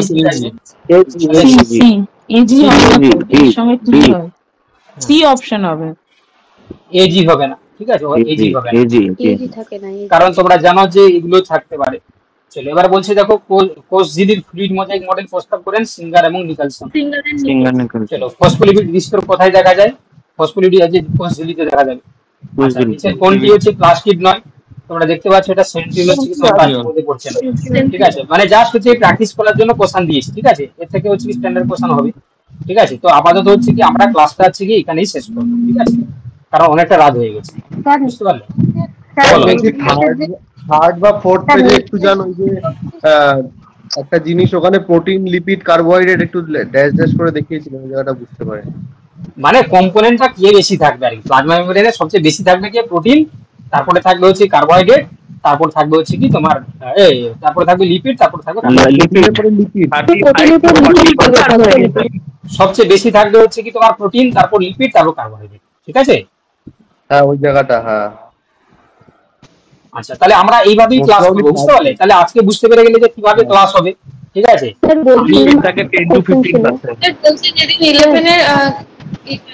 স্যার বলছিলাম যে পাইরুভেট ওই অক্সিডেশনটা ছিল না? হ্যাঁ স্যার হ্যাঁ হ্যাঁ, বলো। পাইরুভেট অক্সিডেশনটা ছিল না, ওটা বলছিল হাই হাই পাইরুভেট অ্যাকচুয়াল কোথায় হয়? মানে হচ্ছে কি তোমার পেরিমাইটোকন্ড্রিয়াল স্পেসে হয়। পেরিমাইটোকন্ড্রিয়াল স্পেসে পাইরুভিক অ্যাসিডের ডিকার্বক্সিলেশন ঘটে। পাইরুভিক অ্যাসিডের ডিকার্বক্সিলেশন পেরিমাইটোকন্ড্রিয়াল স্পেস। এই শোনো, কালকে তাহলে আমরা কি করব? জুলজি থেকে স্যার বলছি রেকর্ডেড ভিডিওগুলো কোথায় পাবো স্যার? টেলিগ্রাম, হোয়াটসঅ্যাপ গ্রুপ দুটোতেই পাবে, ঠিক আছে। টেলিগ্রামেও পাবে আর হোয়াটসঅ্যাপে পাবে। 11-12 এর ক্লাস হবে সেদিন একটু বলে দেবেন, তাহলে আমরা জয়েন করব। আরে না, 11-12 এ আলাদা করে হচ্ছে না তো বাবা, এরা না পাগল করে দিচ্ছে। দেখো 11-12 এ আলাদা করে ক্লাস হচ্ছে না, আমি বলে দিই শোনো। এই যে দেখো, এই শোনো, কালকে ক্লাসটা শোনো, বলে দিই শোনো। কালকে ক্লাসটা যে জুলজিতে, আমি বুঝে দিই। দেখো কালকে ক্লাসটা জুলজিতে আছে কি? দেখো in classification of major phyla up to subclasses. এখানে দেখো তোমার এতে যাও 11-12 এ দেখো 11-12 কি আছে? 11-12 আছে তোমার দেখো এই যে ইনভার্টিব্রেট আছে। তো এখানে দেখো ইনভার্টিব্রেটে যা যা জিনিস আছে, এটাতে যা আছে, এটাতে যা আছে, দুটোকে কম্বাইন করে পড়ানো হবে, বুঝতে পেরেছো? দুটোকে কম্বাইন করে পড়ানো হবে, এটাতে দুটোকে কম্বাইন করে পড়ানো হবে, বুঝতে পেরেছো? আর ক্লাস শেষ হওয়ার পরে যে নোটটা ফাইনালি দেবেন সেটাকে প্রিন্ট করব? Yes yes. মানে আগের দিন যেটা দিয়ে দেবেন সেটা প্রিন্ট করব না, সেটা মেবি চেঞ্জ হতে পারে, কারণ আমি যেটা তৈরি করেছি ঠিক আছে, সেটা হচ্ছে কি আমাদের যেটা তাহলে টিম সেটা দ্বারা সব রেডি করা কপি হয়েছে। থেকেই পড়ে নেবে, সেটা আমি সব পড়ানো পড়ে নেবে। আমি পড়ানোর আগে সেটাকে আমি একবার হচ্ছে চোখ বুলাই। সবটাই আছে, দু একটা হয়তো একটু মডিফাই হয়েছে। হ্যাঁ, দু একটা জায়গায় মডিফাই হয়, কারণ আমি যখন ফাইনাল যখন তোমাদের ক্লাস নেওয়ার আগে আমি ওই নোটটাকে নিয়ে বসে হচ্ছে কি আমি দেখি যে ঠিকঠাক সব কিছু আছে কিনা, যদি না থাকে তখন আমি হচ্ছে চেঞ্জ করে দিই। কি বললাম বুঝতে পারলে? বলছিলাম সিলেবাসটা একটু গ্রুপে দিয়ে দেবেন তো। গ্রুপে দেওয়া আছে, টেলিগ্রাম গ্রুপ দেখো, দেওয়া আছে টেলিগ্রাম গ্রুপ দেখো, দেওয়া আছে, সব দেওয়া আছে। সব দেওয়া আছে। ক্লাসটা দিয়ে দিবেন স্যার, আরে আমি ওটা আমার দায়িত্ব, কালকে ক্লাসের নোটটা আমি দেওয়ার দায়িত্ব আমার দায়িত্ব সেটা, ঠিক আছে আমি দিই। স্যার বলছি একসাথে 9, 10, 11, 12 ফর্ম ফিল আপ করতে পারবো? ইয়েস, তোমার যদি মাস্টার ডিগ্রি থাকে তুমি করতে পারবে, তোমার যদি মাস্টার ডিগ্রি থাকে। স্যার আলাদা দিনে এক্সাম হবে তো? আলাদা নেই এক্সাম হবে, তুমি দুটো পরীক্ষা দিতে পারবে। স্যার একটা ডাউট ছিল, জিজ্ঞেস করবো? হ্যাঁ হ্যাঁ হ্যাঁ, কথা জিজ্ঞাসা করো, কি কথা তোমার? একটা ডাউট ছিল, জিজ্ঞেস করবো? হ্যাঁ, ডাউট জিজ্ঞাসা করো। স্যার বলছি ইন্টারমেমব্রেন স্পেস আর পেরিমাইটোকন্ড্রিয়াল স্পেস কি সেম? হ্যাঁ সেম, মানে ওই আউটার মেমব্রেন আর ইনার মেমব্রেনের মাঝখানে যেটা স্পেসটা থাকে সেটাকে আমরা পেরিমাইটোকন্ড্রিয়াল মেমব্রেন বা ইন্টার মেমব্রেন স্পেস আমরা বলে থাকি। সেম। স্যার ওখানে কি হয় ঘটনাটা আরেকবার একটু বলে দিন না, যে পেরিমাইটোকন্ড্রিয়াল একজন করে বলো। হ্যাঁ, কি বলি তোমার? স্যার ওই মাইটোকন্ড্রিয়াল স্পেসে বললেন না যে কি একটা কাজ হয় যে আরে কার্বক্সিলেশন অফ পাইরুভিক অ্যাসিড। আচ্ছা ঠিক আছে, আমি তোমাকে বলে দিচ্ছি, শোনো, মাথা খারাপ করে দিচ্ছে। দেখো এবার দেখো, আমি বলে দিচ্ছি শোনো, রেসপিরেশনের ক্ষেত্রে অ্যারোবিক রেসপিরেশনের 4টি ভাগ থাকে। একটা গ্লাইকোলাইসিস, একটা আছে তোমার পাইরুভিক অ্যাসিডের ডিকার্বক্সিলেশন, এটা আছে কি তোমার ক্রেবস সাইকেল, আর ইটিএস। তো গ্লাইকোলাইসিসটা সাইটোপ্লাজমে হয়, আর যে পাইরুভিক অ্যাসিড ডিকার্বক্সিলেশনটা ঘটবে কোথায়? পেরিমাইটোকন্ড্রিয়াল স্পেসে। ক্রেবস সাইকেলটা হয় মাইটোকন্ড্রিয়াল ম্যাট্রিক্সে হয়, আর ইটিএসটা আছে মাইটোকন্ড্রিয়াল ইনার মেমব্রেনে হয়। বোঝা গেছে? আপনার নোট স্যার বলছিলাম পাইরুভেট অক্সিডেশন, যেটা মাইটোকন্ড্রিয়ার এন্ট্রিতে, ওটা কি ডিকার্বক্সিলেশন হবে? নোটসে তো ছিল পাইরুভেট অক্সিডেশন। ডিকার্বক্সিলেশন, পাইরুভিক অ্যাসিডের ডিকার্বক্সিলেশন মানে কার্বন ডাই অক্সাইড বেরিয়ে যাবে, দিয়ে নোটসে তো অক্সিডেশন আছে। ওই হলো নোটসে অক্সিডেশন না, অক্সিডেশন তাহলে ভুল আছে। কোথায় আছে গো? কোথায় আছে? যদি থাকে তাহলে ভুল আছে, যেটা মুখে বলছি সেটা ঠিক আছে। আচ্ছা তাহলে তোমরা বলে দেখি, অনেস্টলি বলো, তাহলে তোমাদের ক্লাস এইভাবেই ঠিকঠাক হবে তো? এইভাবে চলবে তো? কোনো সমস্যা আছে কারো? এইভাবে চলবে তো? যা, আরে হ্যাঁ স্যার, ভালো হয়। ঠিক আছে, তাহলে এমসিকিউ গুলো একটু বেশি করে দেবেন। প্রত্যেকটা ক্লাসেই এমসিকিউ থাকবে, ঠিক আছে? প্রত্যেকটা ক্লাসেই এমসিকিউ থাকবে, ঠিক আছে? হ্যাঁ, 30টা স্যার বলছি নোটটা আগে দিলে ভালো হয়। এই যে দিয়ে দিবো তো বললাম, আজকে দিয়ে দিবো। প্রত্যেকটা ক্লাস একটা জিনিস তোমায় বারবার জিজ্ঞাসা করছো কেন বলো দেখি? আমি তো বললাম যে ক্লাসের শেষে হচ্ছে কি কালকের নোটটা আজকে দিয়ে দেবো বলেছি তো। আর একসাথে যারা আগে দিলে না, আগে দেবো না, মানে একসাথে দেবো না, ঠিক আছে? কালকে ক্লাস আজকে প্রিন্ট আউট করতে অসুবিধা হচ্ছে, যে তোমার এই প্রিন্ট আউট করতে অসুবিধা হতে পারে, কিন্তু আগে থেকে পাবে না, বললাম তো আমার কাছে সব রেডি করা নেই। স্যার ক্লাসের মধ্যে একটু ইম্পর্টেন্ট বলে দেবেন কোনটা 9, 10 এর জন্য আর কোনটা 11, 12 এর জন্য। অবভিয়াসলি বলে দাও। স্যার এক সপ্তাহের নোট দিয়ে দিন। বলছি আমি টেলিগ্রাম গ্রুপে জয়েন নেই, ওএমআরটাও পাইনি স্যার। ঠিক আছে, তুমি আমাকে হচ্ছে টেলিগ্রাম থেকে তোমার নাম আর ওই স্ক্রিনশটটা পাঠাবে, আমি জয়েন করে দেবো। টেলিগ্রাম থেকে পাঠাবে। স্যার বলছি ওই 9, 10, 11, 12 বইটা পড়তে বলেছিলেন স্যার, ওইটা স্যার কি করব? কি হয়েছে? মানে স্যার এই স্যার 11, 12 বা এর বইটা স্যার পড়তে বলেছিলেন, ওটা স্যার কিভাবে পড়বো? মানে ও আচ্ছা, এই শোনো, এই ঠিকই মনে করেছে। দেখো আমি সবার জন্য বলছি, শোনো, তোমরা এটা যে দিচ্ছি এটা পড়ছো, ঠিক আছে? তার পাশাপাশি শোনো, আমি বলছি শোনো, আমি যে পড়াগুলো পড়াচ্ছি না, যখন আমি সংক্ষেপে পড়াবো তোমাদের ধরতে অসুবিধা হবে। তো এই জন্য আমি বলেছিলাম যে প্রত্যেক দিন হচ্ছে কি তোমাদের কাছে যে 11, 12 এর যে বই আছে না, 11 এর থেকে শুরু করবে, যে প্রত্যেকদিন একটা করে চ্যাপ্টার হচ্ছে রিডিং করবে। সবাইকেই বলছি, ঠিক আছে? আমরা যেভাবে পড়ছি সেভাবে তো পড়বোই, যেটা আমরা পড়াচ্ছি, যেভাবে তোমাদেরকে নোট দেওয়া হচ্ছে, যেভাবে তোমাদের কোশ্চেন অ্যান্সার প্র্যাকটিস হচ্ছে, সেভাবে চলবেই, ঠিক আছে? বা রবিবার করে যে মডেল কোশ্চেন পেপার চলবে সেরকম চলবেই। তার পাশাপাশি তোমাদের আরেকটা টাস্ক দিলাম, যে যার কাছে যে বই আসবে না কেন, পারুল, সাঁতরা, ঠিক আছে, যা বই আসবে না কেন, তোমরা কি করবে, 11 থেকে শুরু করবে, প্রত্যেকটা চ্যাপ্টার একদিন করে পড়বে আর কি।